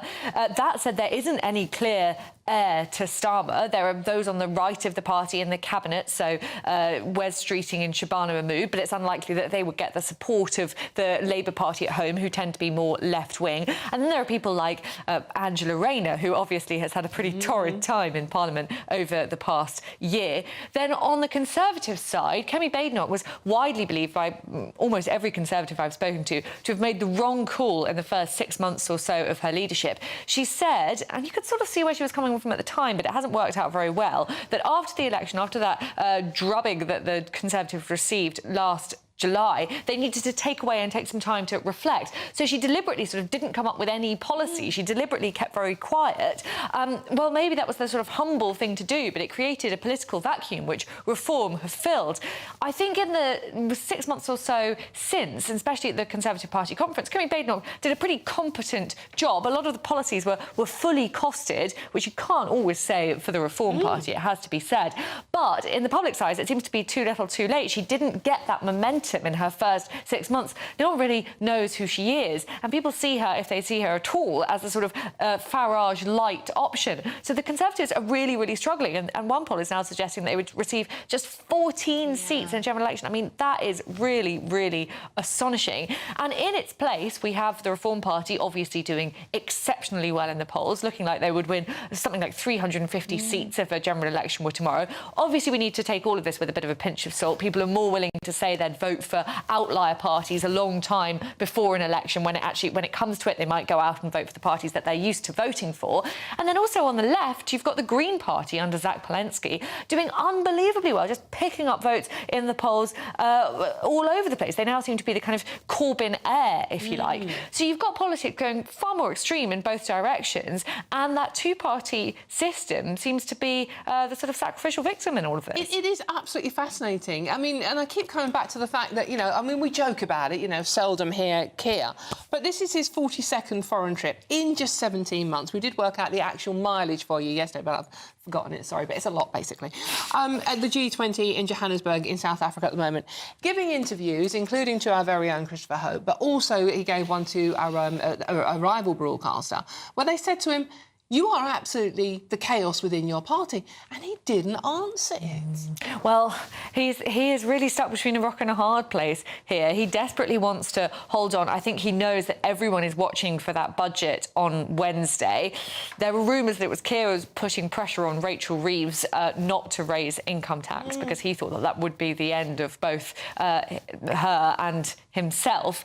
What it looks as though the budget is going to be... Sorry, Dawn, I know you hate talking about the budget, and I don't blame you. La. No, we have to... I mean, you know, we just think that we've heard every single thing they can possibly run up a flagpole and see what reaction they get. But, I mean, it is happening on Wednesday. We have to talk about it. The basic gist of it looks as though what they're going to be doing is, instead of raising a headline tax, they're going to be sort of scrabbling behind the back of the sofa, trying to find little bits of cash here and there. So there's talk of a milkshake tax. There's talk of raising property tax, raising council tax on those in the highest bands. There's talk of stealth taxes. It's a sort of scattergun approach to tax policy. And although it might just about mean that they're able to avoid breaking their manifesto pledges, which really would be the nail in the coffin for Labour, I think, it doesn't sort of shout of a positive vision forward for the country. That is definitely the allegation that both Kemi Badenoch and Nigel Farage are going to throw at Keir Starmer after the budget. So all eyes on the budget. At the moment, Labour MPs are kind of keeping their cool, holding their cards close to their chest. But I think we can expect to see some murmurings after the budget in the lead-up to that May local elections. And Olivia, the one thing I'm taking from Rachel Reeves this week, when I really want... I want strong... I don't know about you out there, but I want strong leadership. I want a strong leader. I want a strong chancellor. Okay? Well, I don't think we're getting that. All I can remember Rachel Reeves saying this week is that stop having a go at me, stop mansplaining how to do the budget. It's like, hold on a minute, I mean, woman up, for God's sakes. I know, I did find that a bit of a strange line. The whole interview was this was an interview in The Times, which she said that people were mansplaining her how to do the budget. Other women. Even other women. I mean, I think you should be able to criticise the Chancellor of the Exchequer, whether or not it's a man or a woman. She is obviously having an unbelievably difficult time in politics. It's hard not to feel sorry for her on a personal level. Those clips of her crying in the House of Commons, it sounds very much that there's something going on in her personal life. And also, it does feel as though she has been painted into a corner, partly by herself, but also by Keir Starmer. In the run-up to the election, she was very, very clear over and over again in Labour's manifesto that she wouldn't be raising taxes on working people. Not quite clear what the definition of working people is, but that's national insurance, income tax or VAT. That made it very, very difficult for her to find the money that she needs to fill what she's calling a £20 billion black hole. So she was left in a really desperate situation, and she tried to do what she could about it with reform of welfare, reform of the winter fuel. She wasn't allowed to. Her backbenchers didn't let her get those reforms through. Pretty extraordinary situation. Labour with a majority almost exactly the same size as Blair's, and yet they're not allowed to get through basic reforms. And so now she's desperately trying to find that money, and she knows that both her future and her party's depends on it. And her bosses, to the point as well. Olivia Utley, thank you very much. Are you coming back again? Or I think that's me done. Oh, right, OK, we're allowing you to go home. Marvellous. Baby will get some food. Don't forget to child thing, feeding the baby. Thank you very much, Olivia Utley. Always a joy to share the studio with you. OK, now, talking of joyous things, it is very nearly Christmas, evidently. I know. You're not ready, are you? No, nor am I. Any case, time is running out for you to enjoy this Christmas on us. Well, rather, GB News, not me and Liv, obviously. That's £40,000 in tax-free cash, £1,000 spent in your favourite supermarket, and a fantastically festive GB News goodie bag. And the best news is you'll get it all in time for the big day itself. Here's all the details you need to make it yours. There's just 33 days until Christmas, and it's the final week to see how you can enjoy it on us. That's £30,000 in tax-free cash to make 2026 fantastic. A further £10,000 cash to spend on gifts for all the family, the tree and decorations. £1,000 in vouchers to buy a slap-up Christmas lunch at your favourite supermarket. And finally, a GB News Christmas goodie bag. Plus, we're going to get it all to you in time for that big day.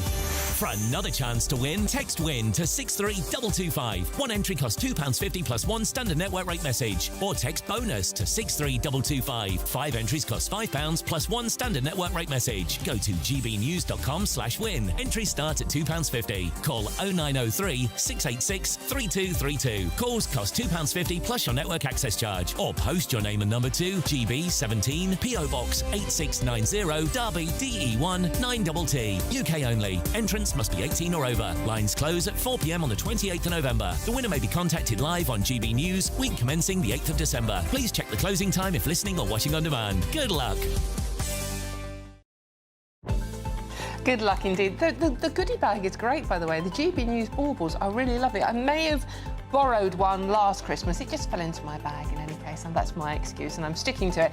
In any case, keep those messages coming. Just want to release one out, talking about Rachel Reeves being mansplained how to do a budget.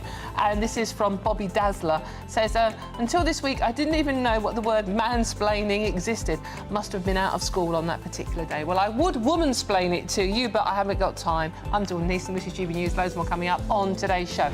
Keir Starmer has vowed the National Grooming Inquiry will probe cases in London, directly rebuking Sadiq Khan for downplaying the scandal. You don't want to miss this one.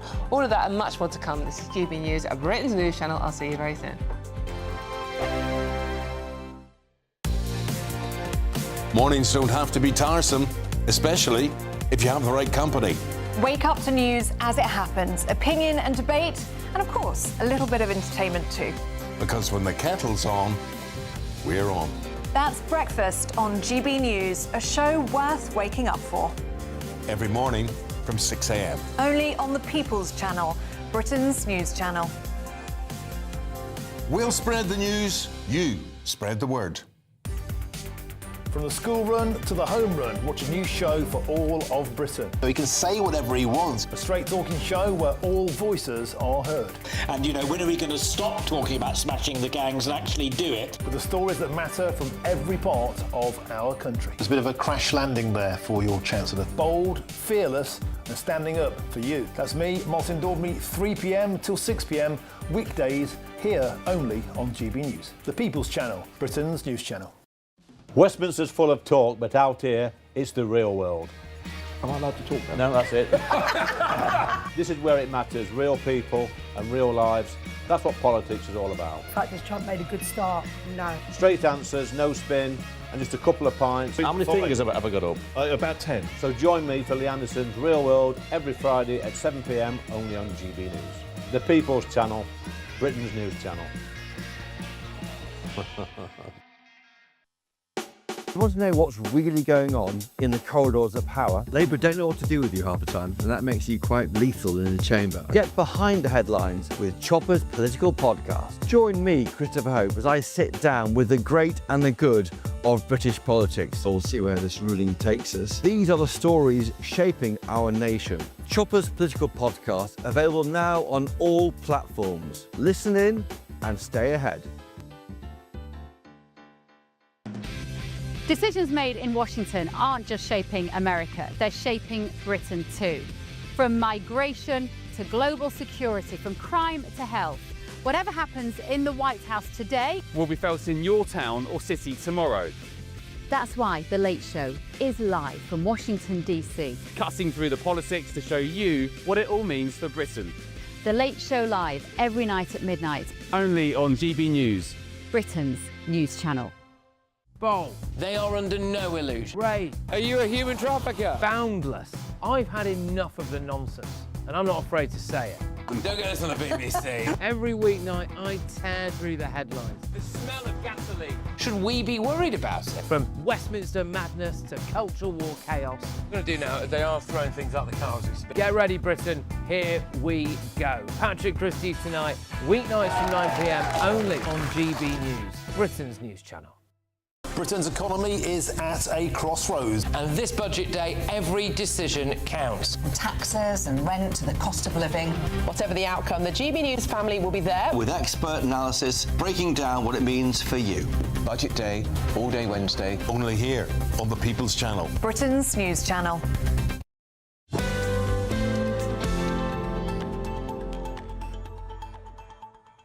Hello, welcome back to The Weekend with me, Dawn Neeson. If you need a time check, it's 28 minutes past 1, but you don't because it's Saturday lunchtime, so just chill. OK, the government has been forced into a full-scale inquiry into grooming gangs at last. It comes after London Mayor Sir Sadiq Khan is accused of downplaying the scandal in the capital. The Prime Minister is now vowing to investigate cases nationwide, leaving no stone unturned. This is being seen as a swipe at Sadiq Khan, who seems to think there isn't a problem. And when he was questioned on this subject in the London Assembly, he claimed to need the whole concept of grooming gangs explained to him. In any case, I'm joined now by CEO of Freedom from Abuse, Marilyn Hawes. Marilyn, good to see you. Thank you so much for joining me. Now, this, in theory, sounds like good news, because how can grooming gangs be operating literally in every city and town across the country, but not London? Well, this is the point, isn't it? I mean, do we believe Keir Starmer? I don't know. I mean, he tells lies. He never follows through, does he? Is he going to follow through on this? I think me and everybody's uncle and their dog is going to be on his back if they don't. And along all of this are the poor victims who have waited so long. And I saw something today, actually, that said, which I hadn't heard of before, but it's, you know, I don't know whether it's always been there. I think it must be. But they are denying compensation to victims of this crime who had gone on and committed a crime themselves. Now, given that some of these people are being young kids, they're out on the streets, they're desperate to find a way to live and get their life back together again. So I don't know. I think that needs looking into as well. And whatever comes out of this is not racist, it's not far right, it's justice. And no one protects kids in this country. I think he's an absolute snake. I cannot stand Sadiq Khan. I really can't, Sadiq Khan. I mean, I'm also confused that he's saying that having said he didn't think it exists. Well, no, grooming gangs don't exist. They are barbaric rape gangs on an industrial scale across the UK, Mr. Mayor. And then he goes on to say, though, but in London, they're more complex. How? Why? I mean, it's a blueprint. You have the hook, who targets the youngsters. Then you have the coordinators, which are the cars, the taxis, the big blacked out windows and all that. And then you have the perpetrators. And those perpetrators are often 3 times older than the children that have been selected. And then those children, in turn, having been raped and drugged and given alcohol, beaten up, are told they're going to be the next hook.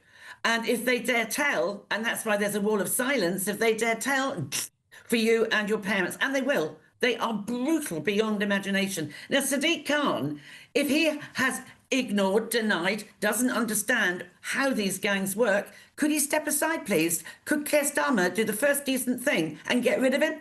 Because he's not fit for purpose. He's just not fit for purpose. And I mean, and this should be without fear or favour.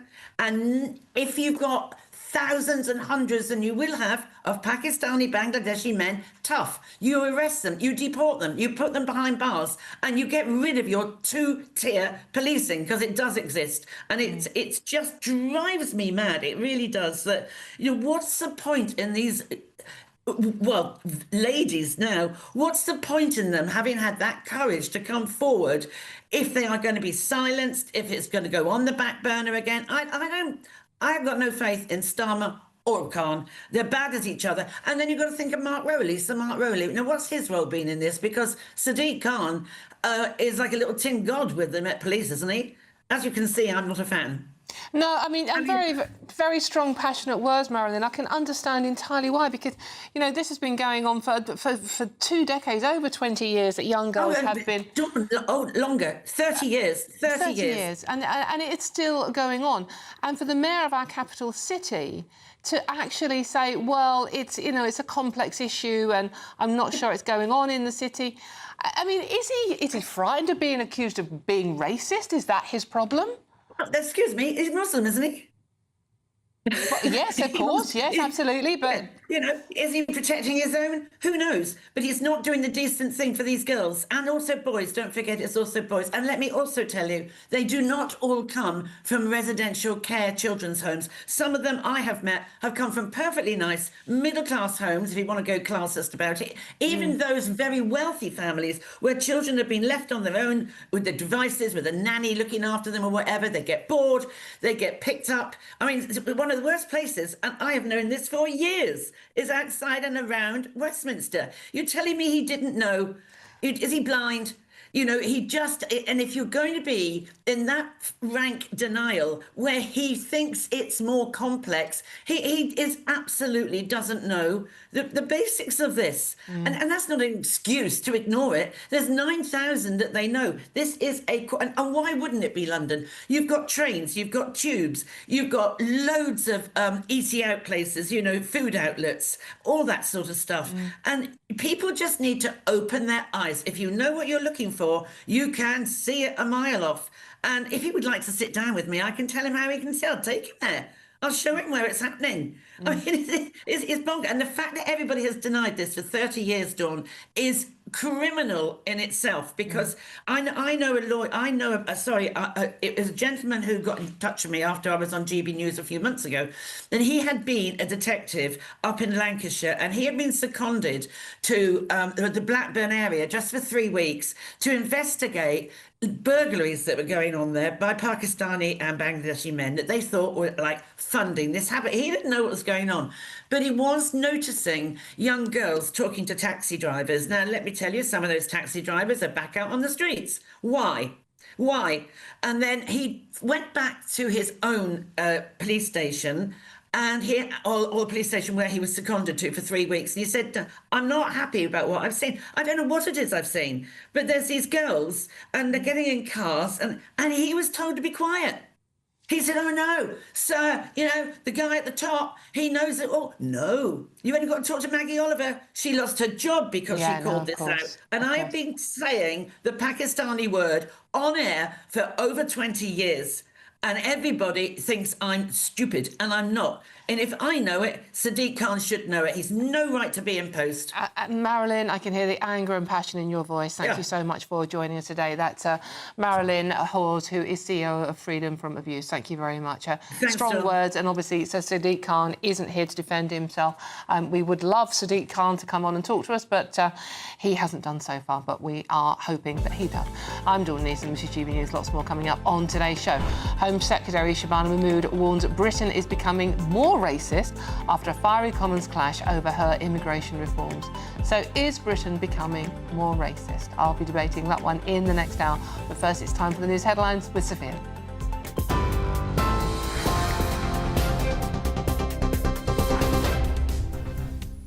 Thank you, Dawn. Your headlines at 1:35. The Prime Minister has met with France's Emmanuel Macron and Germany's Friedrich Merz at the Johannesburg G20 summit to discuss the US-drafted plan to end the Ukraine war.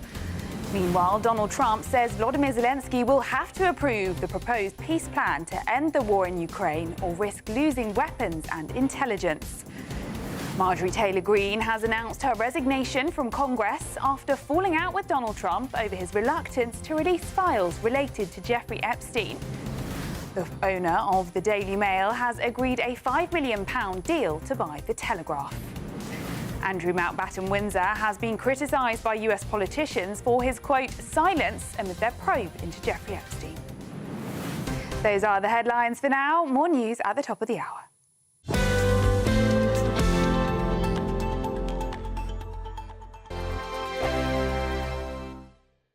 Hello there, good morning. Welcome to your GB News weather update from the Met Office. Not feeling quite as cold today, though there is going to be plenty of cloudy skies and also some fairly wet weather too. The good news is it should brighten up for many this afternoon, particularly across many northern areas. But where we see this frontal system slowly pushing its way in towards the southeast, that's where we'll see the bulk of the cloud and some rain through the course of this afternoon. Quite blustery, underly cloudy skies through today too, and also some heavy downpours starting to push into central parts of England, parts of the south and southeast, but brightening up nicely across Wales, parts of southwest England, also to the north of this rain band, though we can't rule out some showers just pushing into western coasts of Scotland, and not feeling quite as cold, but still feeling fairly chilly under cloudier skies. Now, to finish off into this evening, still quite wet across many areas, particularly across parts of the southeast where we could still see some heavy downpours. A little drier towards the far west, though there is still going to be plenty of cloud. Can't rule out some showers just skirting their way through in from the Irish Sea, and once again plenty of showers around coasts of Scotland. That's away from the far northeast though. Plenty of dry, clear skies here, but that's where it's going to turn chilly overnight. So likely quite a widespread frost across the northeast of Scotland, possibly some icy stretches. Eventually the rain will clear across the far southeast and remaining dry for a time before another band of very heavy squally showers starts to move into Northern Ireland and many western areas of the UK. So another wet start here, but elsewhere mostly cloudy and dry, and still feeling fairly chilly by Sunday morning, but the lowest temperatures are likely to be across clear skies in northeast Scotland. Sunday is set to be a very unsettled day once again. Some very heavy showers merging together to bring long and persistent spells of rain, brightening up across many areas of England and Wales, but still plenty of showers and some quite strong winds too at times, particularly through into the Bristol Channel. Still slightly milder than of late, highs reaching 10 degrees. At GB News, we love to hear from you, our loyal community. So drop us a line at gbnews.com/yoursay. There you can talk to each other and also to the presenters live on air. gbnews.com/yoursay, because GB News is your channel, Britain's news channel. Join me, Nana Akwe, for an informative, interactive news programme with a difference. It's fun. No, he didn't say that, Dave. I'm so surprised. I think there's an element of truth to that. Join me from 3 p.m. every weekend, only on GB News, Britain's news channel. Britain's economy is at a crossroads. And this budget day, every decision counts. From taxes and rent to the cost of living. Whatever the outcome, the GB News family will be there with expert analysis breaking down what it means for you. Budget day, all day Wednesday. Only here on the People's Channel. Britain's news channel.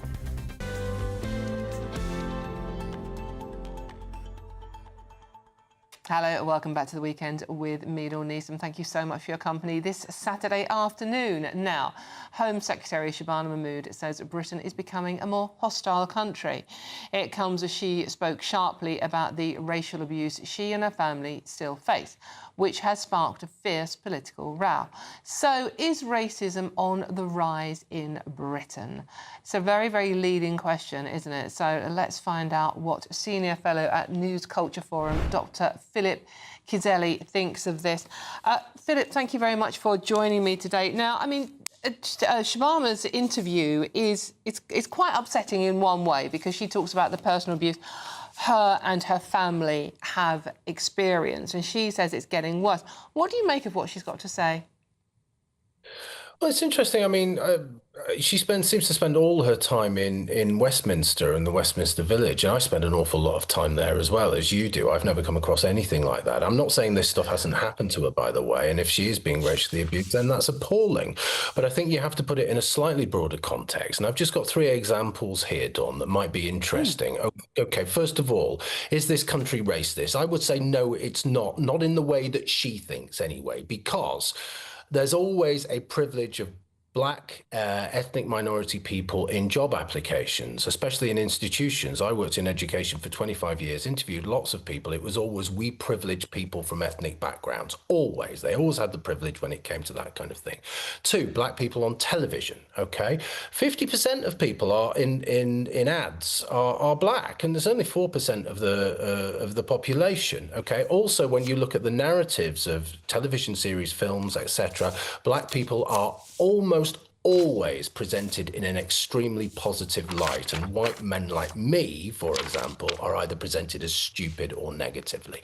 And finally, and think catastrophically as well, a blind eye to abuse. Okay, so if we look at the mainly Pakistani heritage rape gangs over the last 20 or 30 years, people did not call that stuff out because they were frightened of being called racist. The Manchester Arena attack, for example, the hapless young fellow who was the security guard there did nothing because he was frightened of being called racist. So I would suggest that this country is not racist, not institutionally racist in the way that she says. I think it has other kinds of problems, which we might come to in a minute, but it isn't racist in the way she says, for all of the reasons I've just said. Philip, it is quite difficult. We're both we're both white, sitting here talking about Shabana, who is Asian, experience. But the point she's also making is that, similar to yours in a way, because we don't talk about this as much as we should do, it is creating a more divided and therefore more racist country. Well, I don't think it's just that we don't talk about it. I think it's attitudes towards it. Okay, so you have the left at the moment. I would suggest the left there's lots of examples and lots of evidence to suggest that the left is, from her perspective, is massively racist. It's anti-white racist. Her government, her party, our government, has just come out, well, not that long ago, has just come out of measures for anti-Semitism. It's actually it's the anti-racists who are often really racist. Most people in this country actually want civic nationalism. They don't want ethno-nationalism. And as far as our pasts are concerned, my story is not that dissimilar to hers. My father came here in 1959. My uncle came here in 1947. I grew up in a northern mill town called Bury, and you know, my story is absolutely that story of post-war immigration. So yes, there are instances of racism, and if that's happened to her, then that's appalling. But really, you have to put it in the broader context, and you can't say that people wanting less immigration, mass immigration, because it is catastrophic. People not wanting immigrants who like from Afghanistan, for example, or Albania, who obviously, and it's very clear, the stats are in, commit much more crimes than anybody else, wanting those people here and wanting people from cultures that view women and children as second-class citizens. Wanting women in danger on the streets, because we see in news stories on this channel, other stories right across the media, all of these stories, these sexual assaults all the time, people not wanting that. That safeguarding is not racist. I mean, obviously, Shabana is, you know, the first female Muslim Home Secretary, and it's interesting the abuse she's getting from her own party and from the left. They're accusing her of being racist because of the immigration reform she's announced this week. Yeah, it almost feels as though I don't want to accuse her of playing the racist card, because if she has been abused, then that's appalling. But sometimes it's quite easy to throw the word racism in and take the heat off a particularly trying and bad week. You know, people from all areas of the political spectrum are saying, well, you know, you're pretending to be tough, but you're really not being tough with immigration, you know. So sometimes it's just quite easy to say, oh, all these terrible things have happened to me. What about that? And move the story onto to racism. Now, the fact that this is so sensitive, that people are terrified of being called racism, that racism is an anathema in this country, says all you need to know. I don't think, I'll come back to what I say originally, and which is my main point. I don't think this country is racist, at least in the way she says it is. But I do think it has major, major problems. One with anti-white racism, and that is theoretical, that is conceptual, that is deeply thought through, and two, anti-Semitism as well, which is exactly the same, and it's coming from her part of the political spectrum, not, I would say, my part. OK, Philip, thank you very much for joining us today. That's Senior Fellow at the News Culture Forum, Dr. Philip Kiselli. Thank you very much for joining us today. Obviously, let us know your thoughts on that one at gbnews.com/your say. Do you feel the country is becoming more divided, more racist? Do we not talk about it? Should we be more open about it? Are you racist? As Sarah Pochin, the Reform MP, said, well, you know, the people we see on our adverts doesn't represent the population of the UK. Was she being racist? Keir Starmer says that Nigel Farage should have called her out on that word because she was being racist. Let me know what you think. gbnews.com/your say. Join in the conversation. Now, if you are in search of some holiday sun, and I don't blame you, here's a forecast for those top European destinations.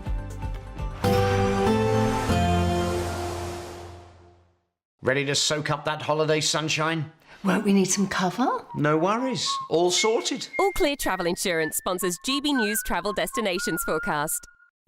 It's an unsettled day on Sunday in the UK, but it's also unsettled across parts of Greece with blustery showers. Meanwhile, for the Canaries, not too bad. Madeira seeing sunny spells and plenty of settled weather for Spain and parts of Portugal, although northern parts of Portugal into the south of France there will be some rain, and it's showery across Italy, but more so for parts of Greece and Croatia, where there'll be some heavy downpours and strong winds. Very unsettled Central Med next week. All Clear Travel Insurance sponsors GB News Travel Destinations Forecast.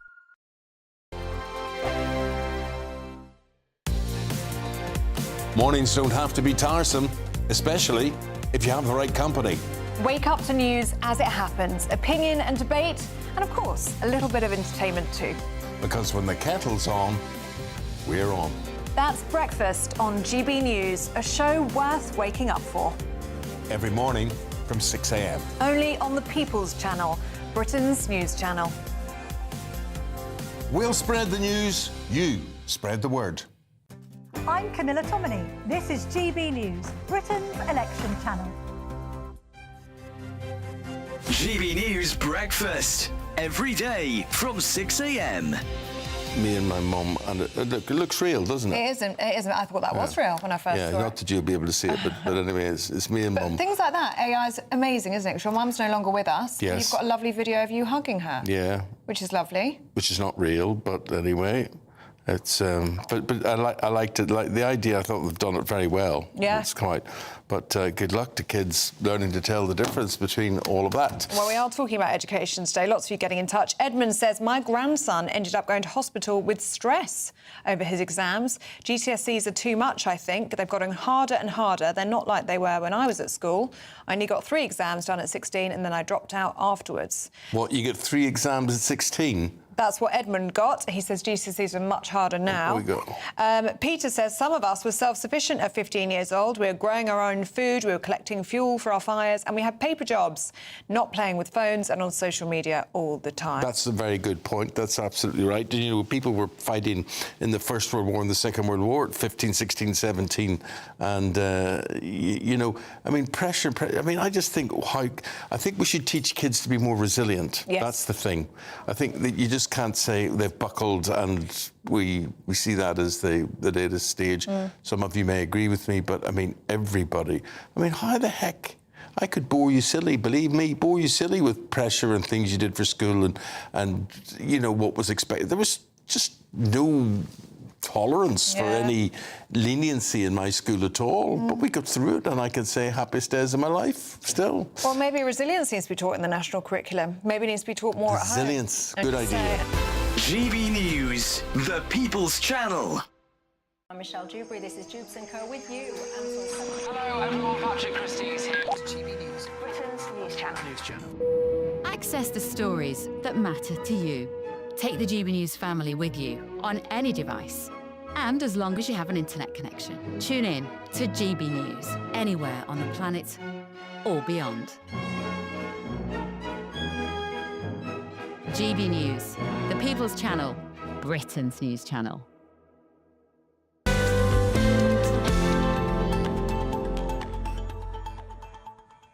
Hello, welcome back to the weekend with me, Dawn Neeson. Thank you so much for your company. Now, happy Christmas, everybody, or maybe not. Travellers facing Christmas disruption as cross-country staff plan strikes next month. The RMT union says rail workers are walking out over pay and staffing talks have collapsed. Well, there's a thing. Strikes are scheduled for the 6th, 13th, 20th and 27th of December. General Secretary Eddie Dempsey has accused cross-country of failing to tackle the core issues and returning with a worse proposal than before. Well, it was ever thus, wasn't it? I mean, it is Christmas. We all know this is going to happen. So let's get the voice of common sense on this one. It's the Independent's travel correspondent, the wonderful Simon Calder. Simon, every Christmas we have this conversation. As much as I love talking to you, travel at Christmas is going to be a nightmare. More strikes once again. Yeah, and you will, of course, recall that we were told that the strikes were a thing of the past after the election in July last year. Well, they certainly called off the sort of main dispute, but no, we have cross-country, which runs from here in Newcastle up to Edinburgh, into Dundee and Aberdeen, also down to York, across to Birmingham, down to the southwest. So there's other lines which run, for instance, from Bournemouth to Manchester. Really, really busy, particularly on Saturdays, actually, because they carry loads of people who are going to football matches.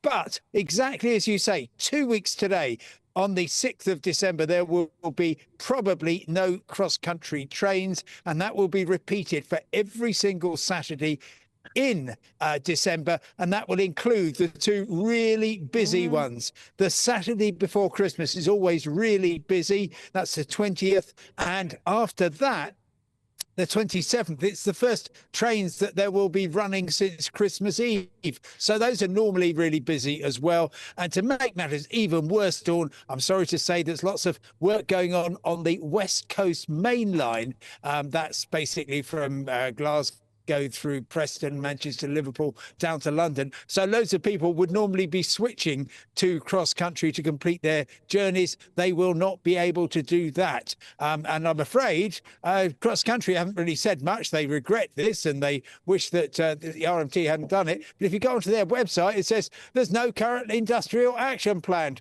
which I can say is absolutely not true. Very confusing. Is there any glimmer of hope that it might be called off, Simon, or is this now set in stone? There is a glimmer of hope, actually. Yeah, this is more than just the usual, we want 5%, you've only offered us 4% or whatever, row. There has been a really bad breakdown in industrial relations between cross-country and both its drivers. There was a big dispute involving ASLEF. That's now been settled after a letter of apology from the train operator. But the RMT, when you read what they've said, they did actually have a strike planned last month. They called that Simon, off. we have to go, unfortunately. Thank you very much, as always. But you don't use lot, go too far. Be back after the weather.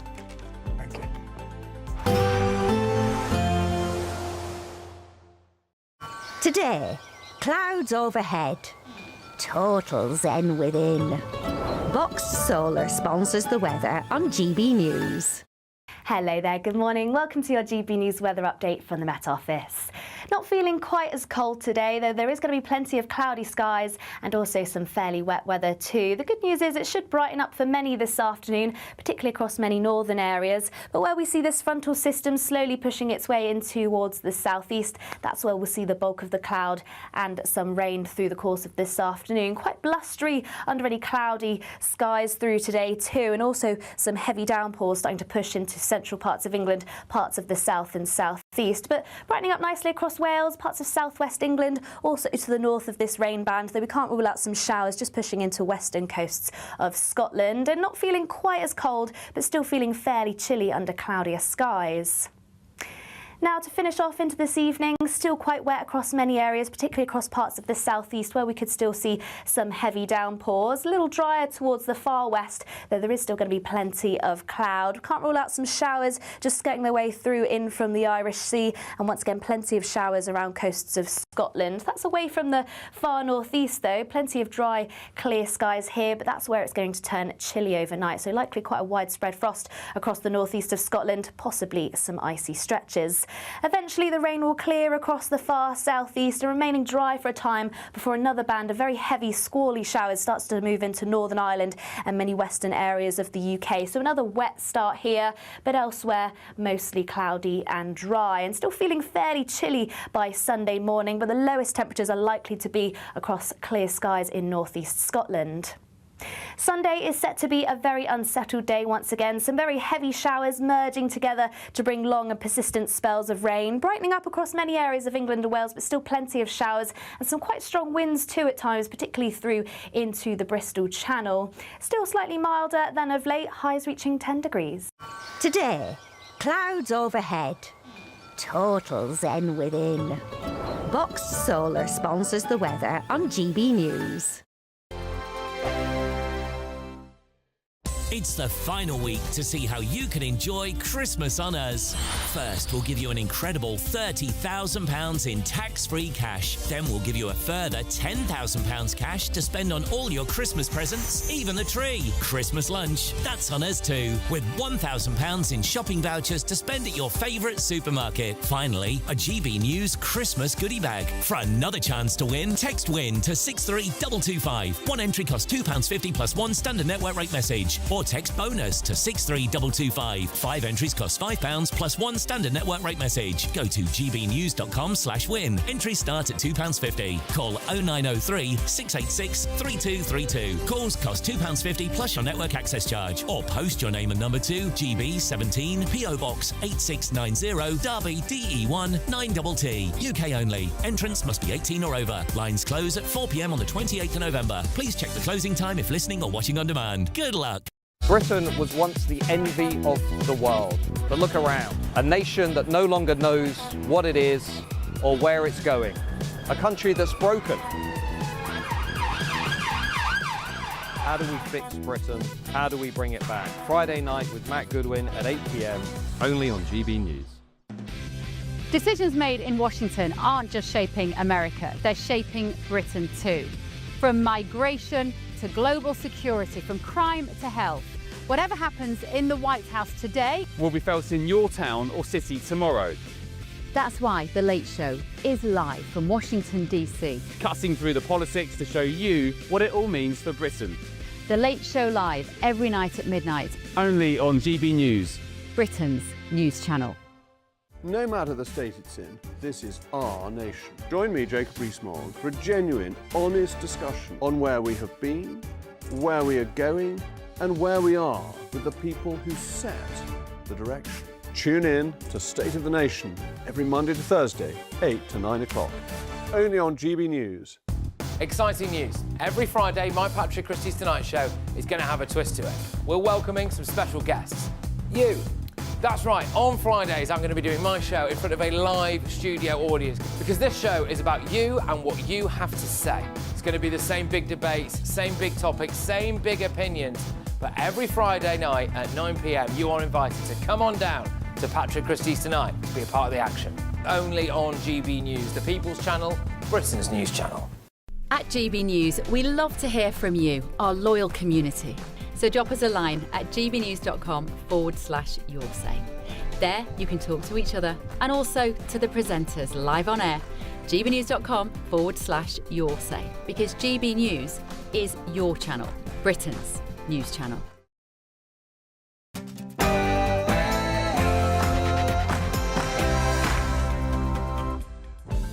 Good afternoon, it's 2 o'clock on Saturday the 22nd of November and this is the weekend on GB News. Who is pro-Russia is not fit to lead our country.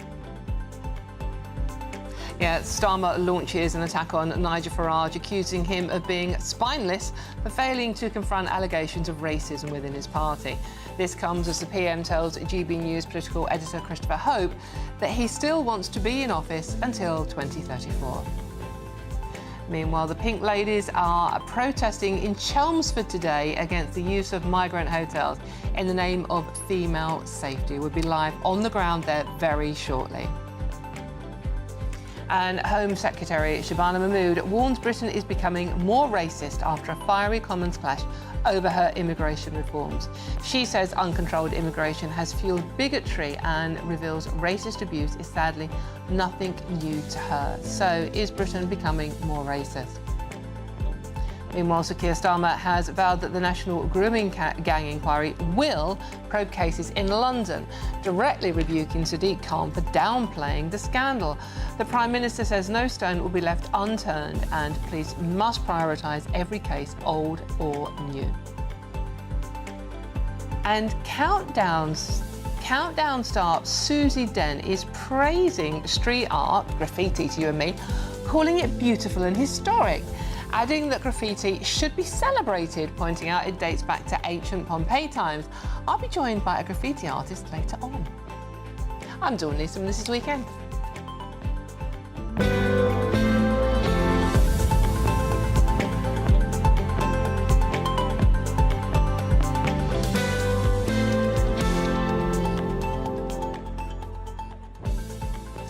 this show is nothing without you and your views. I mean, it's you that put the show together, you that GB News is here for. So get your comments coming in about anything you want to talk about, but lots of you want to talk about the Pink Ladies. gbnews.com/yoursay. And we are going to go live to them very soon. The protest is in Chelmsford, so we'll be going to them live to talk to them, find out what they're protesting about, and answering the perennial question, are you racist for being worried about immigration? Spoiler alert, no, you're not. Any case, but before we get stuck into today's stories, let's get the latest news headlines with Sophia.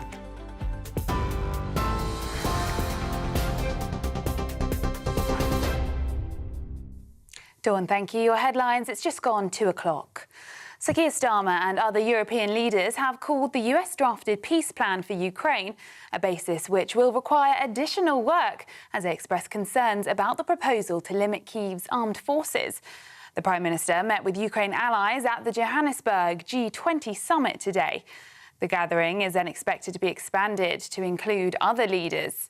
It comes after Donald Trump said Volodymyr Zelensky will have to approve a proposed peace plan to end the war or risk losing weapons and intelligence. The US president says Kyiv has a week to decide. The controversial 28-point proposal would see Vladimir Putin walk away with full ownership over the Donbas regions of Donetsk and Luhansk, as well as Crimea. The Russian president has cautiously welcomed the US proposals and said they could form the basis for a final peace settlement. Neither the US President Donald Trump nor Russian President Vladimir Putin are attending the G20 today. Now, let's go live to GB News political editor Chris Hope. Hi, Sophia. Yeah, welcome to Johannesburg, the G20, where it's been torrential rain, hailing, thunder, lightning. It's all happening here, and that almost reflects the mood in the room, with Sir Keir Starmer meeting with Friedrich Merz, the German leader, along with Emmanuel Macron, to discuss what on earth to do about this 28 bullet point peace plan cooked up by the US and Russia. It's seen as a surrender plan by Ukraine and allies of Ukraine. Now, there's been a meeting so far of the E3, those three countries. Following that, a larger meeting of Norway, Ireland, Canada, Italy, France, EU leaders, Germany, Finland, Spain, Netherlands. They say they know it's a big challenge for the US. We had a statement in the past few moments. They make clear that this document is a draft for a basis for additional work. Borders must not be changed by force. We're concerned by the proposed limitations on Ukraine's armed forces after the deal, if it goes through, which would leave Ukraine vulnerable. And crucially, it says this, that the EU and NATO members must consent to it. And that looks to me like a break on this Thursday deadline set by Donald Trump. But let me show you around the G20 while I'm with you, Sophia. You'll see here all the world's press are here. They're reporting on what's happening over there. You'll see on the stage there, Oliver's showing you around now. On the stage there, you're seeing press conference taking place.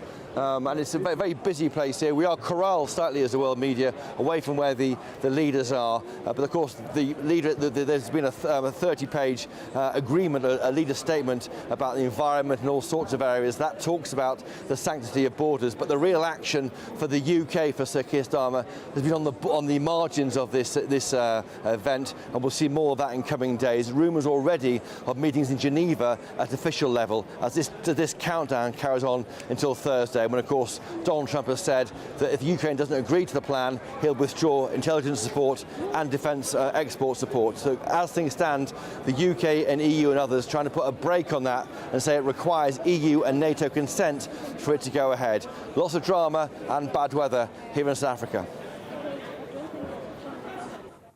Thanks very much, Chris. Now that's all we've got time for. We've got more headlines at the top of the hour.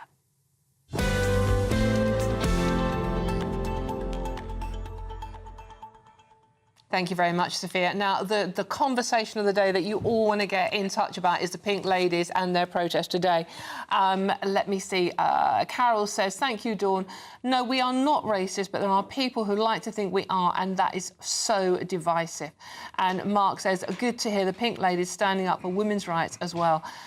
They should, as I'm a male, but all women should feel safe walking our streets. Do keep those messages coming in at gbnews.com/yoursay.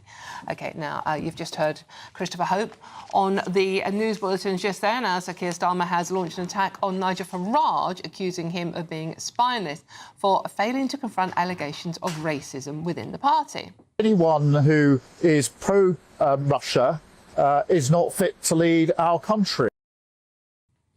The Prime Minister also told us he plans to stay in power until 2034, and I don't think he means 8:30 tonight, unfortunately, dismissing rumours of an MP revolt to oust him. So we're asking, will the Prime Minister hold on to his job for that long? I'm joined now to have a general chit-chat about what Keir Starmer has said in general while he's on his world tour. Joined by former Conservative MP Daniel Kaczynski and former Labour list editor Peter Edwards. Gentlemen, thank you so much for coming in to join me on a Saturday afternoon. Really appreciate your company. Now, as we know, Keir Starmer is on his global world tour. I think this is the... what country are we up to? 43rd. Yeah, this is the 42nd one. I mean, come on, let's be fair to the man. And in 17 months, it's not bad. The G20 in Johannesburg. Great interview with Christopher Hope last night. The main take from it, apart from the fact he intends to be in power until 2034, is the fact that he's also talking about Nigel Farage again. Daniel, what do you make of what you've heard Keir Starmer say while he's down there? Well, he is facing a popularity rating of 11% for his government. I don't think we've ever, in the history, certainly in my lifetime, and we've been through some very controversial Labour and Conservative governments, and even coalition governments, but certainly in my lifetime as a 53-year-old, we've never experienced a government this unpopular, and this unpopular so early on in the parliamentary term. And I think, unfortunately, what he's doing is, in his desperation, he's flailing around and trying to throw as much muck and mud at Nigel Farage and his political opponents, rather than trying to explain to the British people how he himself is going to fulfil those pledges that he made at the last general election, to smash the gangs, as he said, and to go for growth, on which he's failing on both. Which is very important. Peter, I'm coming to you on this because, I mean, you know, Keir Starmer did lots of interviews across the media. Choppers was one of them, obviously, but there were lots of interviews. And I didn't hear anything positive. All I heard was him having a go at the previous Conservative Party, having a go at Nigel Farage for being spineless, and the implication that also he was racist. What I'm not hearing is positive messages coming from a leader that's going to get this country out of the mess we seem to be in. Well, Labour have just done a few days of announcements on asylum and immigration led by Shabana Mahmood, but I think you and I both know as For which she's being called racist. I don't think that's justified in Shabana Mahmood's case at all. And asylum and immigration is pretty much the #1 public concern at the moment, polls show, followed closely by cost of living. But, you know, Keir Starmer has done a big attack on reform, and let's not brush that under the carpet. But all political leaders do criticise their opponents, and all political leaders do go through times of low poll rating. I'll just give you one quick example. You know, Margaret Thatcher is today written up as the Iron Lady who did brilliantly to regain the Falklands. But at the start of her term of office in Downing Street, she had very low popularity ratings, and then she turned things around. Daniel, I'm going to come back to you on that one, Can I just say, the fascinating thing, though, is the flip-flop of Keir Starmer. In my 19 years as a Member of Parliament, I've never seen a leader of one political party cross the floor to go and shake the hand of another opponent political leader. Keir Starmer did it. He crossed the floor to go and speak directly to Nigel Farage very publicly, and then he's still trying to make these very, very personal attacks on Nigel Farage. You can't have it both ways.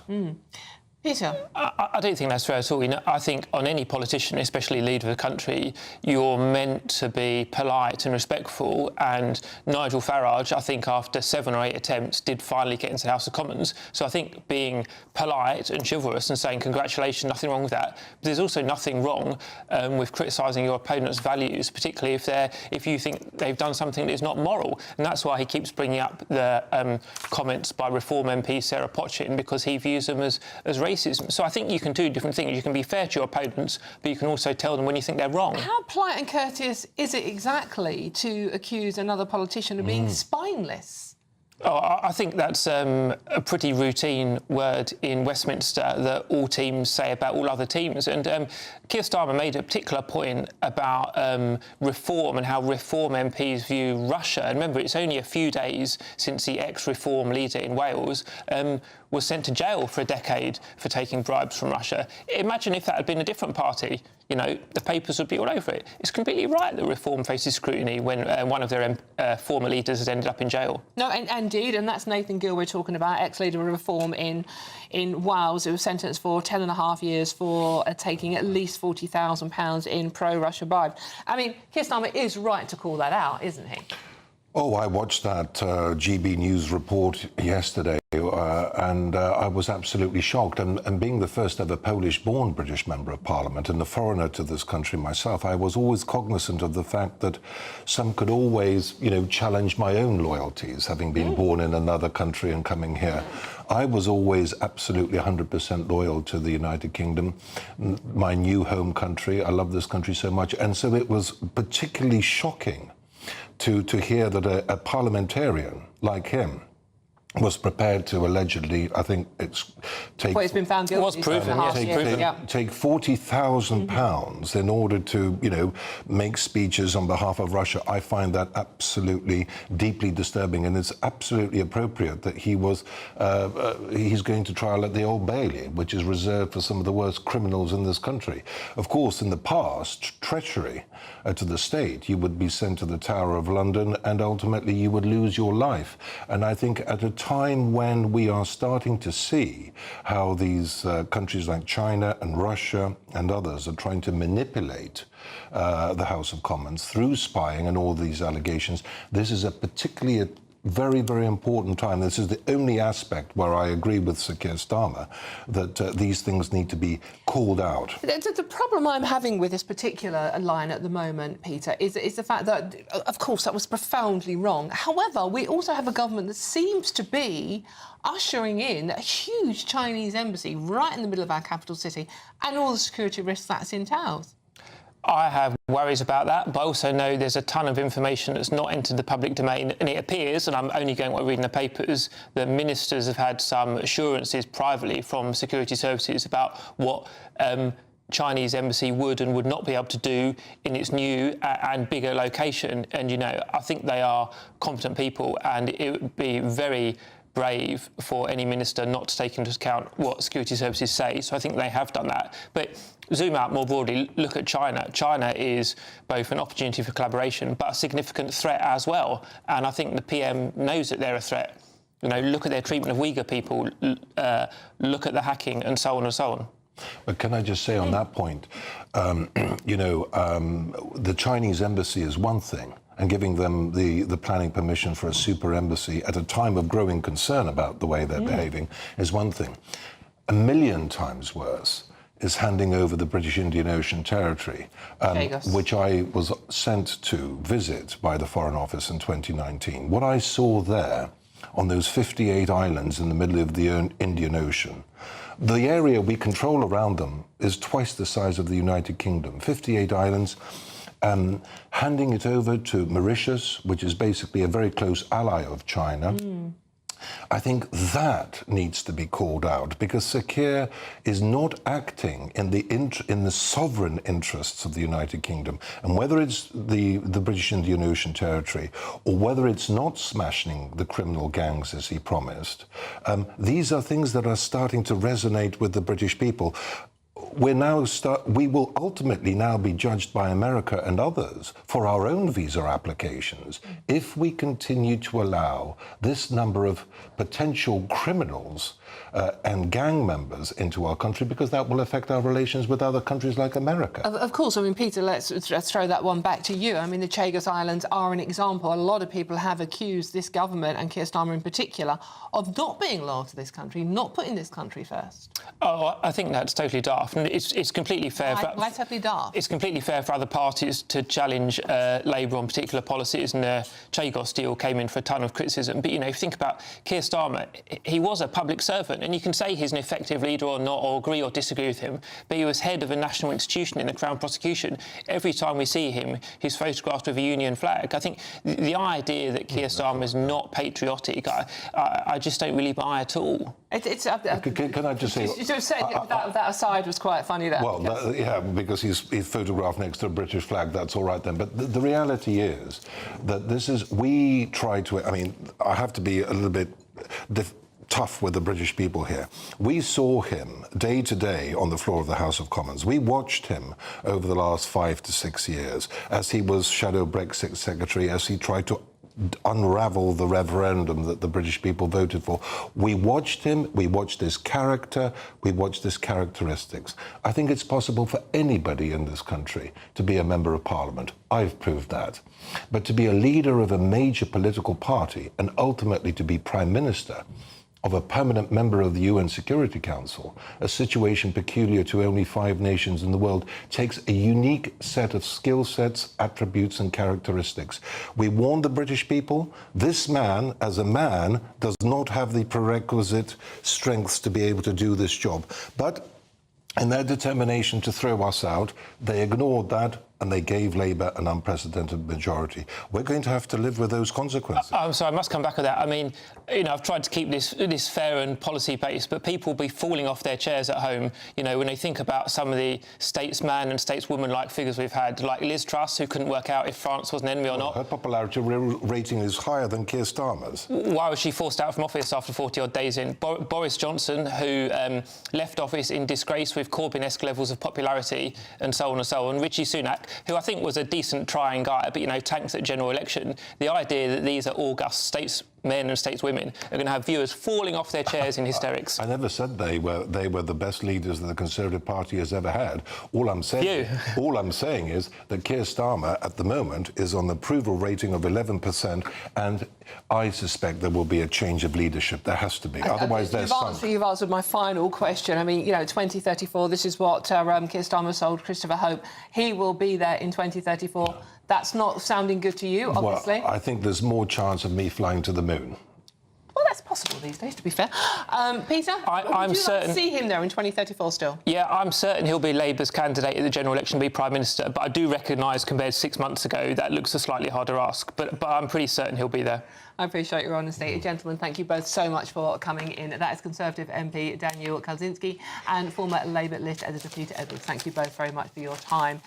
Now, OK, we have got some cheerful news because it is nearly Christmas. There's only a few weeks left indeed. I'm not ready either, don't worry. Until Christmas, and time is running out for you to enjoy all on us. That's £40,000 in tax-free cash, £1,000 spent in your favourite supermarket, and a fantastically festive GB News goodie bag. And the best news is, which is quite handy, really, when you think about it, you get it all in time for the big day. Here's how you win it. There's just 33 days until Christmas, and it's the final week to see how you can enjoy it on us. That's £30,000 in tax-free cash to make 2026 fantastic. A further £10,000 cash to spend on gifts for all the family, the tree and decorations. £1,000 in vouchers to buy a slap-up Christmas lunch at your favourite supermarket. And finally, a GB News Christmas goodie bag. Plus, we're going to get it all to you in time for the big day. For another chance to win, text WIN to 63225. One entry costs £2.50 plus one standard network rate message. Or text BONUS to 63225. 5 entries cost £5 plus one standard network rate message. Go to gbnews.com/win. Entries start at £2.50. Call 0903 686 3232. Calls cost £2.50 plus your network access charge. Or post your name and number to GB17 PO Box 8690 Derby DE1 9TT. UK only. Entrance must be 18 or over. Lines close at 4 p.m. on the 28th of November. The winner may be contacted live on GB News, week commencing the 8th of December. Please check the closing time if listening or watching on demand. Good luck. Good luck indeed. Week commencing the 8th of December. That's my birthday week. Hey! Yeah, so good luck indeed. I'm Dawn Neeson. This is GB News, and there's loads more coming up on today's show. The Pink Ladies are protesting in Chelmsford today against use of migrant hotels. We'll be live there next.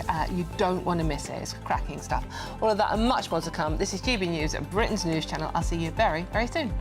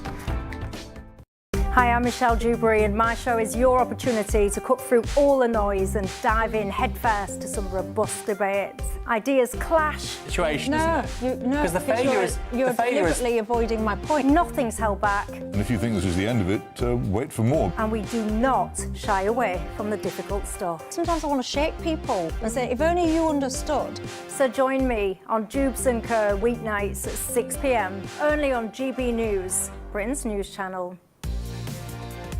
Mornings don't have to be tiresome, especially if you have the right company.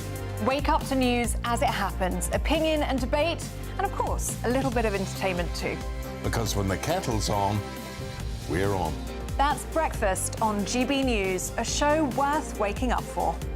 Every morning from 6 a.m. Only on the People's Channel, Britain's news channel.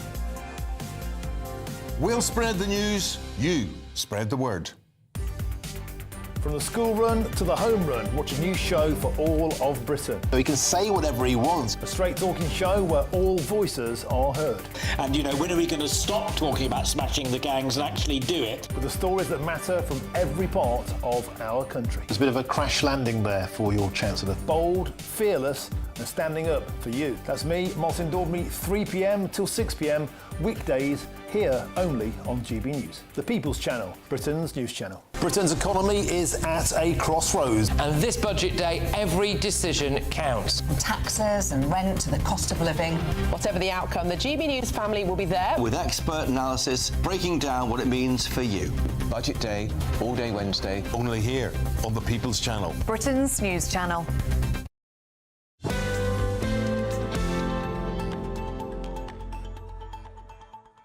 Hello, welcome back to the weekend with me, Dawn Neeson, and thank you for your company this afternoon. I'm loving reading your messages out. Lots of you getting in touch about Keir Starmer on his global tour down in South Africa.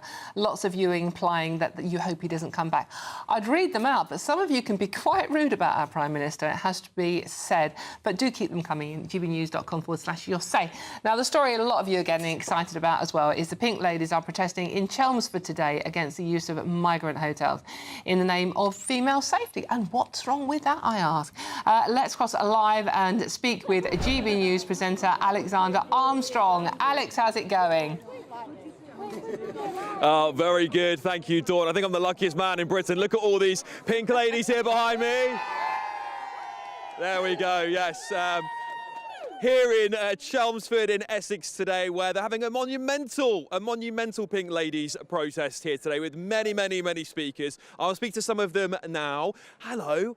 What are you doing here today? Why is the Pink Ladies an important movement? The Pink Ladies are a really important movement because it is a movement that is led by women, supported by men. And at the end of the day, we need to come together. And when women stand together, when we rise together, we're a force to be reckoned with. And all we are doing is standing up for the safety and well-being of women and children in our local communities. That's not far right, it's right. There we go. What do we say to that, lady? What do we say? There we go. And Orla, you've been hosting the speeches today. Yes, I have. How do you feel about the reaction here in Chelmsford? I think it's been great. I mean, look, the weather has been atrocious.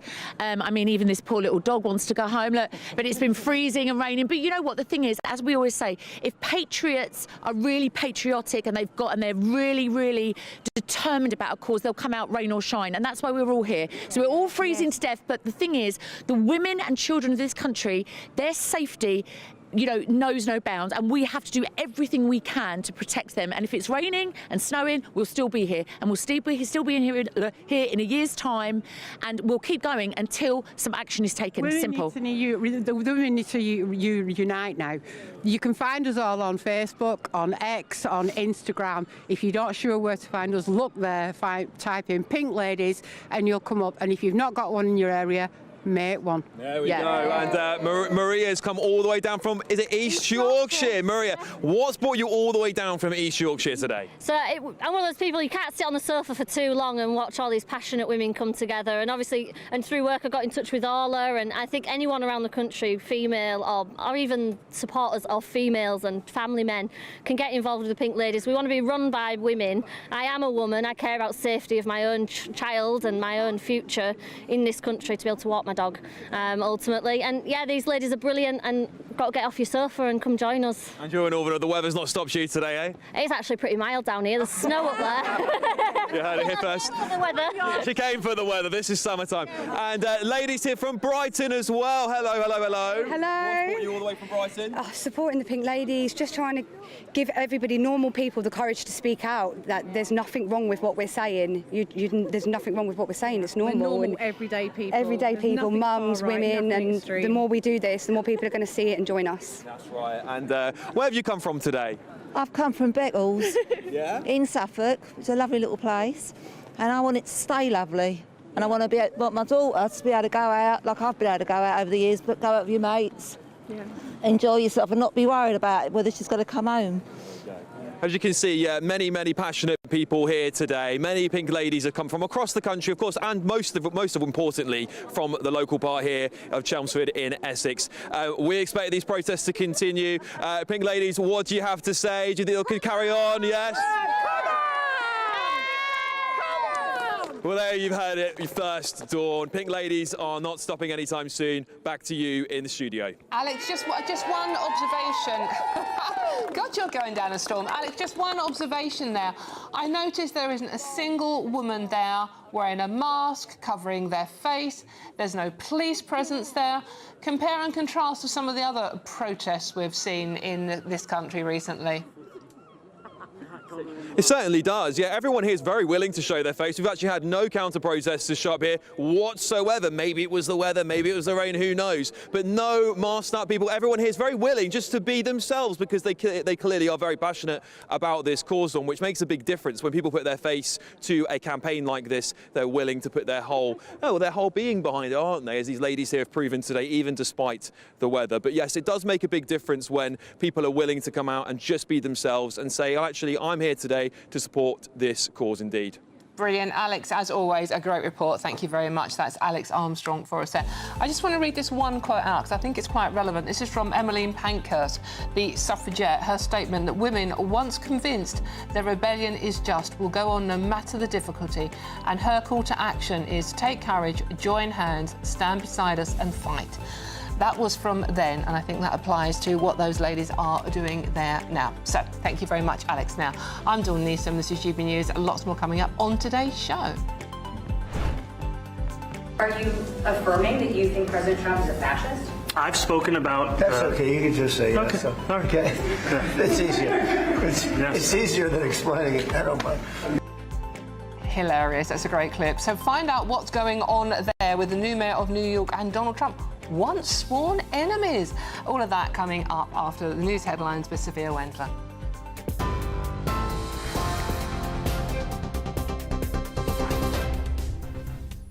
Dawn, thank you. Your headlines at 2:30. Sir Keir Starmer and other European leaders have called the US-drafted peace plan for Ukraine a basis which will require additional work, as they expressed concerns about the proposal to limit Kyiv's armed forces. The Prime Minister met with Ukraine allies at Johannesburg's G20 summit today. Donald Trump says Volodymyr Zelensky will have to approve the peace plan to end the war in Ukraine or risk losing weapons and intelligence. The owner of the Daily Mail has agreed a £500 million deal to buy the Telegraph. And Andrew Mountbatten Windsor has been criticised by US politicians for his, quote, silence amid their probe into Jeffrey Epstein. Those are the latest headlines for now. We'll have more for you at the top of the hour. Tune into GB News Radio wherever you are. Online, on DAB digital radio, on TuneIn, on Radio Player and on your smart speaker. Just say, play GB News.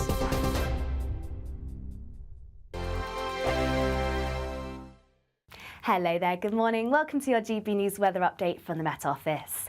Not feeling quite as cold today, though there is going to be plenty of cloudy skies and also some fairly wet weather too. The good news is it should brighten up for many this afternoon, particularly across many northern areas. But where we see this frontal system slowly pushing its way in towards the southeast, that's where we'll see the bulk of the cloud and some rain through the course of this afternoon. Quite blustery, underly cloudy skies through today too, and also some heavy downpours starting to push into central central parts of England, parts of the south and southeast. But brightening up nicely across Wales, parts of southwest England, also to the north of this rain band, though we can't rule out some showers just pushing into western coasts of Scotland, and not feeling quite as cold, but still feeling fairly chilly under cloudier skies.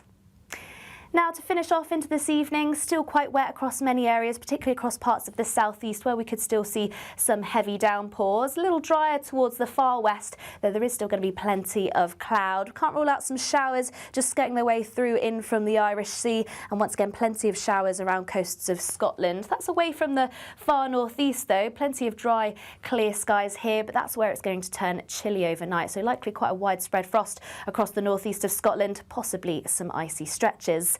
Eventually the rain will clear across the far southeast and remaining dry for a time before another band of very heavy squally showers starts to move into Northern Ireland and many western areas of the UK. So another wet start here, but elsewhere mostly cloudy and dry, and still feeling fairly chilly by Sunday morning, but the lowest temperatures are likely to be across clear skies in northeast Scotland.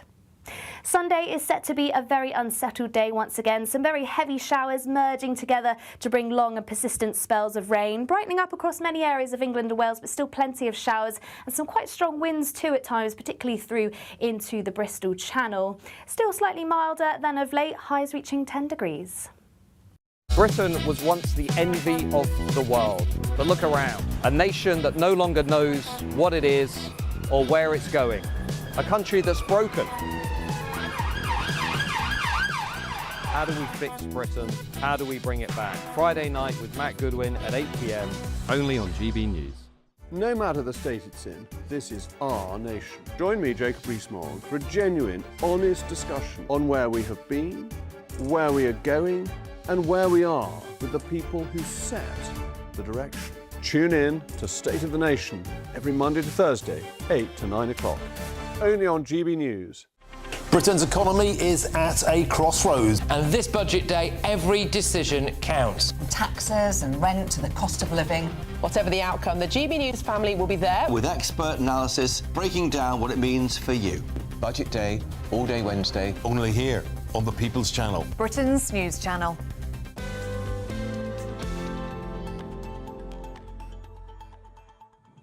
Hello and welcome back to The Weekend with me, Dawn Neeson. And keep those messages. I can't believe that it's not a switchboard, it's my computer basically, but it's lit up with so many of you wanting to talk about and support the Pink Ladies.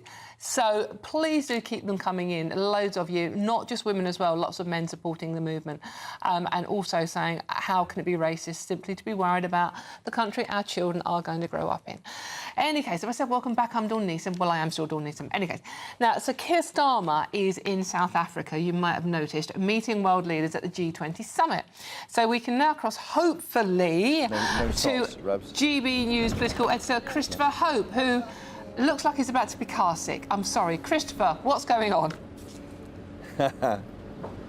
Hi, Dawn. I've left the G20 summit now. I've been there with all the colleagues at GB News and the UK delegation, heading back to our hotel. It's pouring with rain here in Johannesburg. It was boiling hot this morning, 25 degrees, now down to about 16 degrees. I think that chilliness will almost describe the feeling, I think, amongst those EU leaders. So Keir Starmer, our Prime Minister, met with the leader of France, Emmanuel Macron, and Germany, Friedrich Merz, earlier, and then a wider meeting of European allies, Norway, Ireland, Finland, Spain, Netherlands and Canada, try and work out what to do about this 28-point plan, a peace plan as described by America and Russia, but a surrender plan if you're Ukraine and anyone associated or concerned about Ukraine and its future. We have had a statement from those meetings on the edge of the G20. They say that the initial 28 points includes important elements that will be essential for a just and lasting peace. The draft is a basis for additional work, they say, and they are concerned by proposed limitations on Ukraine going forward, on its armed forces, that could leave Ukraine vulnerable to future attack from Russia. And I think crucially, they do say, these leaders, that the EU and NATO members would need to consent to any deal agreed. That is going to put a brake on Donald Trump's attempt to force Ukraine to sign it by Thursday. That clock is ticking. But the hope, I think, from the European Union leaders is that by saying that there must be EU and NATO consent, it means that Thursday can pass and the US won't withdraw intelligence or defence equipment sharing. That'll be the hope anyway. So a difficult time, a tense time, I think, for the UK and Europe and allies. Of course, Sir Keir Starmer preparing for the budget on Wednesday. He's due to fly back at some point later tonight. Christopher, the G20, I mean, obviously there is one very, very important country not there, and that is Donald Trump and America. So how important is it what the people, the world leaders that are there come up with? And if Donald Trump chooses just to ignore what they say, one tends to think he will do so. Well, he could well do. Now, he's not here because he makes claims about the white Afrikaans community being victimised by the black majority in here. Now, that is definitely disputed by the South African government. They don't think that's the case, and the fact that America isn't here at the meeting of the G20 is deeply disappointing to the South African government. But yes, he is known to act unilaterally, but also he's a man who knows how to get a deal. And what he's done here is he's slapped a document on the table with Russia, which is clearly impossible to agree with for Ukraine and therefore the European allies. So we are facing what could be a critical juncture in EU and UK-US relations, because at some point the EU must decide where it goes. Does it go with the US and try and force the pace on a difficult deal except for Ukraine, or do we go it alone away from the US? And that's a line fast approaching. President Zelensky of Ukraine said it's one of the most difficult moments facing his country in a briefing overnight, and he says this: it's a choice between losing our dignity or the risk of losing a key partner, and that's a choice faced by the European Union and the UK at this moment. So although of course drama at home, looking to that key budget, a huge budget on Wednesday, internationally equally big jeopardy I think for Ukraine and the UK and EU with our relations with the US. Christopher, finally, before I do let you go, you did a cracking interview with Keir Starmer yesterday. He also did interviews with lots of other media from the UK. He didn't look comfortable, I have to say, in any of them. Just quickly, what's the impression you get of how he's feeling ahead of the budget coming up on Wednesday? Yeah. Well, he won't talk about the budget. I didn't want to waste questions asking about what we think will happen, which is they're going to freeze income tax thresholds and pulling more people on middle incomes into those higher rates and tweaking around the edges on probably some salary sacrifice for pensioners when dealing with their employers. I didn't want to talk about that because I knew he wouldn't mention it. I was more intrigued about how he feels after these 2 weeks of battling with his own backbenchers. He said he wants to stay until 2034, a full second term, a 5-year term as leader until 2034. That belies his personal polling and of course the government's polling in the polls, and they're way behind Reform UK leader Nigel Farage, but he's intent on fighting on. I think he does lack an ability to meet the viewer on their level, so he talks about the things he wants to talk about in a rather kind of abstract way, and that means he has problems connecting in a way that other politicians, maybe on the Labour side, West Streeting, Shabana Mahmood, are able to. But he's going to carry on despite the difficulties he's got, and what he's got to do, Dawn, is deliver. And at any time talking about coup plotting and that kind of thing, he would say is wasted time. Indeed. Christopher Hope, thank you so much. Live from a bus in Johannesburg in a storm. He gets all the glamorous jobs. OK, and now, thank you very much, Chris. OK, now, you might have expected fireworks when Donald Trump and incoming Mayor of New York, Zoran Mandani, finally sat down together. I mean, there is no love lost between these two men whatsoever. The insults have been, in true American political style, interesting, to say the least. But they came out smiling. And after publicly sparring, as I said, for months, the tone was remarkably, well, interesting. So let's discuss this with political commentator and GB News contributor Lee Cohen. Lee, it was the most interesting meeting. Should we start by showing the clip to people first? Have we got the clip ready to show people? Are you affirming that you think President Trump is a fascist? I've spoken about... That's okay, you can just say yes. Okay. So. Okay. It's easier. It's easier than explaining it. I don't mind. It's hilarious. And if you're listening on the radio, that's Trump's at his desk, the mayor standing next to him, and it is a masterclass in alpha maleness and the pat on the, yeah, you can call me a fascist, that's fine. Absolutely fascinating stuff. Any case, sorry, Lee, let's come to you. What do you make of this? Well, Dawn, thanks for having me. Lovely to be with you. In what was an extraordinary White House meeting yesterday, Trump showed off the skills that make him synonymous with the art of the deal. Much of the world thinks he's crass, but his strategic diplomacy could disarm the most ardent foe, and that's exactly what he did, walking a hardcore socialist out of the Oval Office, smiling, grateful, and frankly, Dawn, wondering what just happened. The media, as you said, expected a cage match in the Oval Office. Indeed, Donald Trump turned a potential enemy into someone who now has to explain to the left why he just smiled for pictures with the president. But Dawn, there's one socialist mayor, Mamdani's ideological twin, London's Sadiq Khan, who will never get that invitation. The man presiding over the skyrocketing knife crime and a city in visible decline. Because, Dawn, Trump sees him as the culmination of the problems, bringing Trump's beloved Britain to ruin. No, he does. But, I mean, with Mamdani, I mean, there has been comparisons between the two mayors. They are both very, very left of centre. You know, I mean, Donald Trump has been very, very uncomplimentary about the mayor and vice versa. Now, Mamdani was elected because he was so anti-Trump. How is this going to go down in New York with people who elected him to be against Trump all the way? And here he is standing, sort of like being patted on the arm by Trump.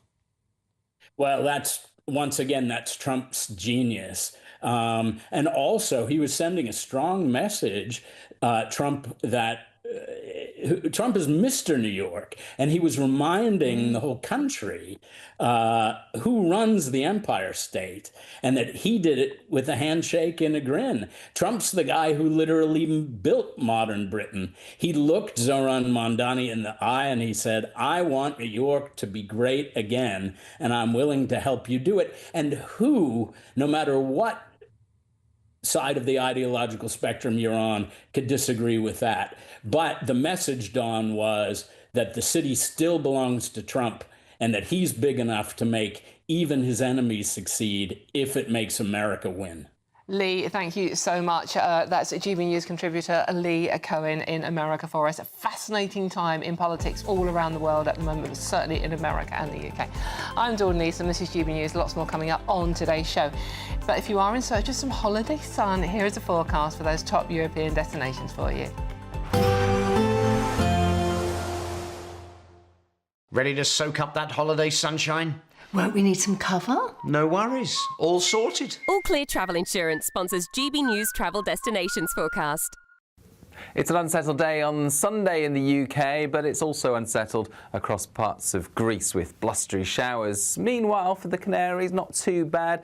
Madeira seeing sunny spells and plenty of settled weather for Spain and parts of Portugal, although northern parts of Portugal into the south of France, there will be some rain, and it's showery across Italy, but more so for parts of Greece and Croatia, where there'll be some heavy downpours and strong winds. Very unsettled Central Med next week. All Clear Travel Insurance sponsors GB News Travel Destinations Forecast. At GB News, we love to hear from you, our loyal community. So drop us a line at gbnews.com/yoursay. There you can talk to each other and also to the presenters live on air. gbnews.com/yoursay, because GB News is your channel, Britain's news channel. GB News Breakfast, every day from 6 a.m. There's a lot of tables out there that won't just have turkey on it. There'll be turkey and ham, and but I know some people that will cook 3 or 4 different meats. And obviously the joy of having turkey is that you can then make a turkey curry for Boxing Day and the subsequent days. So, you know, you should be having days of curry after your turkey lunch. I think for the masses, it's still hugely popular. You know, through the festive period at the Dog, we will have hundreds of people having Christmas parties, and most of them will order our turkey lunch or dinner. And then Christmas Day, we could sell it probably 3 or 4 times. The demand for people to go out for the traditional turkey roast is still massive. But hey, look, if you don't like a roast lunch, then why force yourself to have it on the, you know, probably one of the most important meals of the day in terms of bringing family together. What about Sophie's point, Mark, about cost and spending £30, £40 on turkey? That is simply too expensive for lots of people. Yeah, I'll never be able to defend or debate that. You know, I know more than anyone the challenges around food inflation, and a good turkey has become a huge cost. But I still think where people can afford the tradition, the joy of coming together, sharing a big turkey roast meal it's a brilliant Christmas tradition. But yeah, the food inflation, that's something we've talked about a number of times, isn't it? You know, it's crippling our business and it's crippling people at homes. I suppose the key thing to look at is if you know what you're doing with it, a good turkey will feed the family for many days. It's not just one meal. GB News, the People's Channel. Join me, Nana Akwe, for an informative, interactive news programme with a difference. It's fun. No, he didn't say that, Dave. I'm so surprised. I think there's an element of truth to that. Join me from 3 p.m. every weekend, only on GB News, Britain's news channel. In the GB Newsroom, we bring you the news as it happens. With our team of dedicated journalists across the UK, we're ready to keep you up to date with what's happening every half an hour, every single day. Bulletins here on GB News, the People's Channel, Britain's news channel.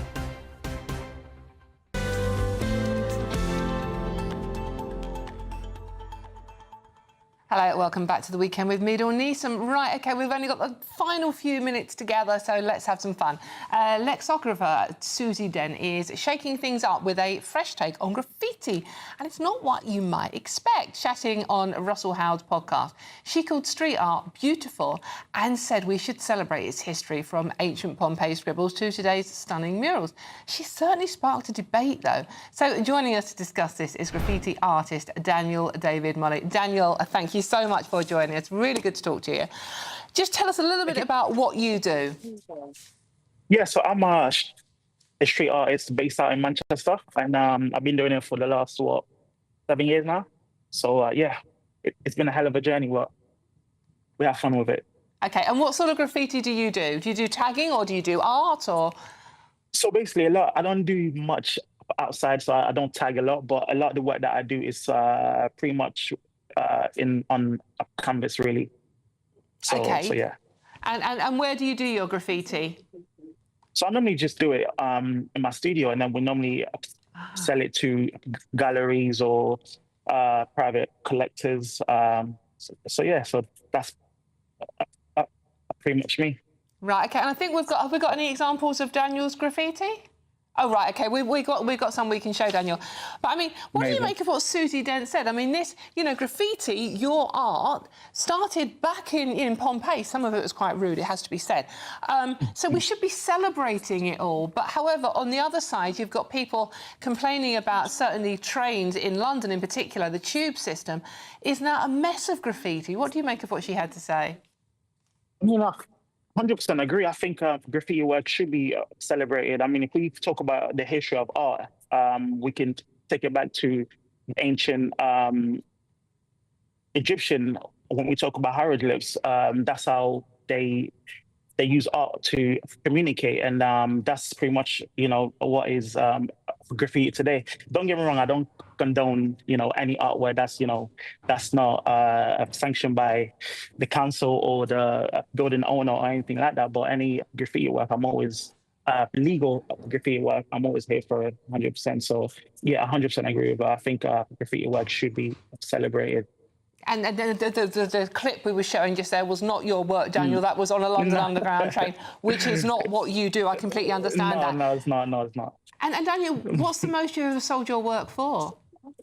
Well, I would say mid. That's some of your work on screen now. Figures, yeah, correct. Around mid 5 figures. Wow. I'd say that.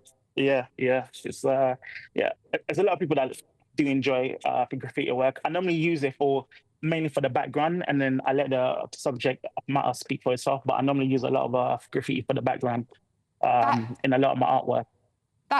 That is brilliant. And Daniel, thank you so much for talking to us about it today. And it looks stunning what you do. That is graffiti artist Daniel David Mully. Thank you very much for joining us. Let us know what you think about that one, obviously. Well, I've been Dawn Neeson. This has indeed been GB News. And thank you all so much for watching today. I've really enjoyed your company, as I always do. Today was special, though. Lots of you getting in touch. Now, I'm back for tomorrow lunchtime. You don't want to miss that, obviously. Loads coming up on that show. But don't you dare go anywhere, because always following on from me is the wonderful Nana, and she's got a cracking show. Here she is. Yeah, thank you very much, Dawn, yes. Well, listen, stay with me. Loads to talk about. OK, so Vicky Michelle from Allo Allo and Anna Kennedy will be live. They'll be talking about Autism's Got Talent that is coming up this year. And also, well, here's the Keir Starmer. Everyone says he's so great on the world stage, but it's that latest trip up. I mean, that was an embarrassment. Do you remember the thing when he wandered on the stage and then he turned around with Donald Trump? That was embarrassing. And then closer to home, this thing that I thought was AI turns out a message to his son. Oh, it's just, will he really make it through as leader of the Labour Party? And will Nigel Farage make a good leader? Does he have what it takes? Loads coming up in my show. Stay tuned. All of that coming up. But first, let's get an update with the weather. Expect warm spells with the odd rude interruption. Boxed Boilers sponsors the weather on GB News. Hello there, good morning. Welcome to your GB News weather update from the Met Office. Not feeling quite as cold today, though there is going to be plenty of cloudy skies and also some fairly wet weather too. The good news is it should brighten up for many this afternoon, particularly across many northern areas. But where we see this frontal system slowly pushing its way in towards the southeast, that's where we'll see the bulk of the cloud and some rain through the course of this afternoon. Quite blustery, underly cloudy skies through today too, and also some heavy downpours starting to push into central parts of England, parts of the south and southeast, but brightening up nicely across Wales, parts of southwest England, also to the north of this rain band, though we can't rule out some showers just pushing into western coasts of Scotland, and not feeling quite as cold, but still feeling fairly chilly under cloudier skies. Now, to finish off into this evening, still quite wet across many areas, particularly across parts of the southeast where we could still see some heavy downpours. A little drier towards the far west, though there is still going to be plenty of cloud. Can't rule out some showers just skirting their way through in from the Irish Sea, and once again plenty of showers around coasts of Scotland. That's away from the far northeast though. Plenty of dry, clear skies here, but that's where it's going to turn chilly overnight. So likely quite a widespread frost across the northeast of Scotland, possibly some icy stretches. Eventually the rain will clear across the far southeast and remaining dry for a time before another band of very heavy squally showers starts to move into Northern Ireland and many western areas of the UK. So another wet start here, but elsewhere mostly cloudy and dry, and still feeling fairly chilly by Sunday morning, but the lowest temperatures are likely to be across clear skies in northeast Scotland. Sunday is set to be a very unsettled day once again. Some very heavy showers merging together to bring long and persistent spells of rain, brightening up across many areas of England and Wales, but still plenty of showers and some quite strong winds too at times, particularly through into the Bristol Channel. Still slightly milder than of late, highs reaching 10 degrees. Expect warm spells with the odd rude interruption. Boxed Boilers sponsors the weather on GB News. It's the final week to see how you can enjoy Christmas on us. First, we'll give you an incredible £30,000 in tax-free cash. Then we'll give you a further £10,000 cash to spend on all your Christmas presents, even the tree. Christmas lunch, that's on us too, with £1,000 in shopping vouchers to spend at your favourite supermarket. Finally, a GB News Christmas goodie bag. For another chance to win, text WIN to 63225. One entry costs £2.50 plus one standard network rate message. Or or text BONUS to 63225. 5 entries cost £5 plus 1 standard network rate message. Go to gbnews.com/win. Entries start at £2.50. Call 0903 686 3232. Calls cost £2.50 plus your network access charge. Or post your name and number to GB17 PO Box 8690 Derby DE1 9TT. UK only. Entrance must be 18 or over. Lines close at 4 p.m. on the 28th of November. Please check the closing time if listening or watching on demand. Good luck. Mornings don't have to be tiresome, especially if you have the right company. Wake up to news as it happens, opinion and debate, and of course, a little bit of entertainment too. Because when the kettle's on, we're on. That's Breakfast on GB News, a show worth waking up for. Every morning from 6 a.m. Only on the People's Channel, Britain's news channel. We'll spread the news, you spread the word. Britain was once the envy of the world. But look around. A nation that no longer knows what it is or where it's going. A country that's broken. How do we fix Britain? How do we bring it back? Friday night with Matt Goodwin at 8 p.m. only on GB News. Decisions made in Washington aren't just shaping America, they're shaping Britain too. From migration to global security, from crime to health. Whatever happens in the White House today will be felt in your town or city tomorrow. That's why The Late Show is live from Washington, D.C. Cutting through the politics to show you what it all means for Britain. The Late Show live every night at midnight. Only on GB News, Britain's news channel.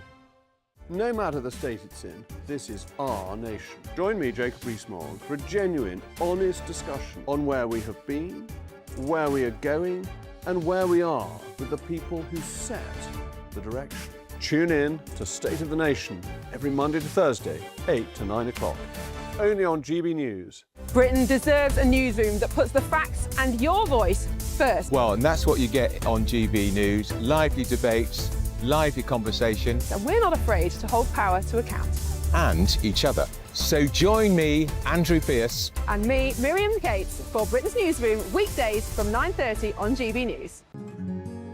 A really important thing about GB News, and it's brought something completely different to the landscape. The mainstream is all about keeping the status quo as it is, ticking along quite nicely. They don't want to ask difficult questions. GB News exists because there is a desperate need for fearless journalism that puts the people first. GB News came on the scene as a disruptor, and it has always been a disruptor ever since. Journalism in this country has been a cosy world full of groupthink until now. Well, the reality is that most British journalists are afraid. That's not GB News. Journalism is journalism at the end of the day, and we're not here to serve any masters. Our masters are our audience. We're here to talk about things in a way that have never been broadcast on British airways before. Do not miss a moment on GB News. The #1 news channel in the country.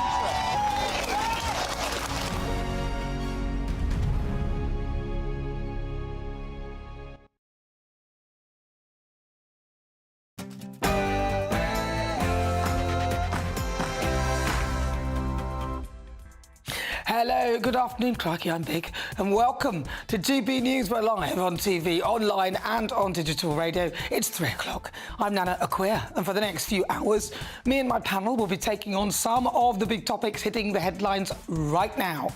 This show is all about opinion. It's mine, it's theirs, and of course it's yours. We'll be debating, discussing, and at times we will disagree, but no one will be cancelled. So joining me for the next few hours, political commentator Aman Bogle, and also political commentator Jonathan Liss.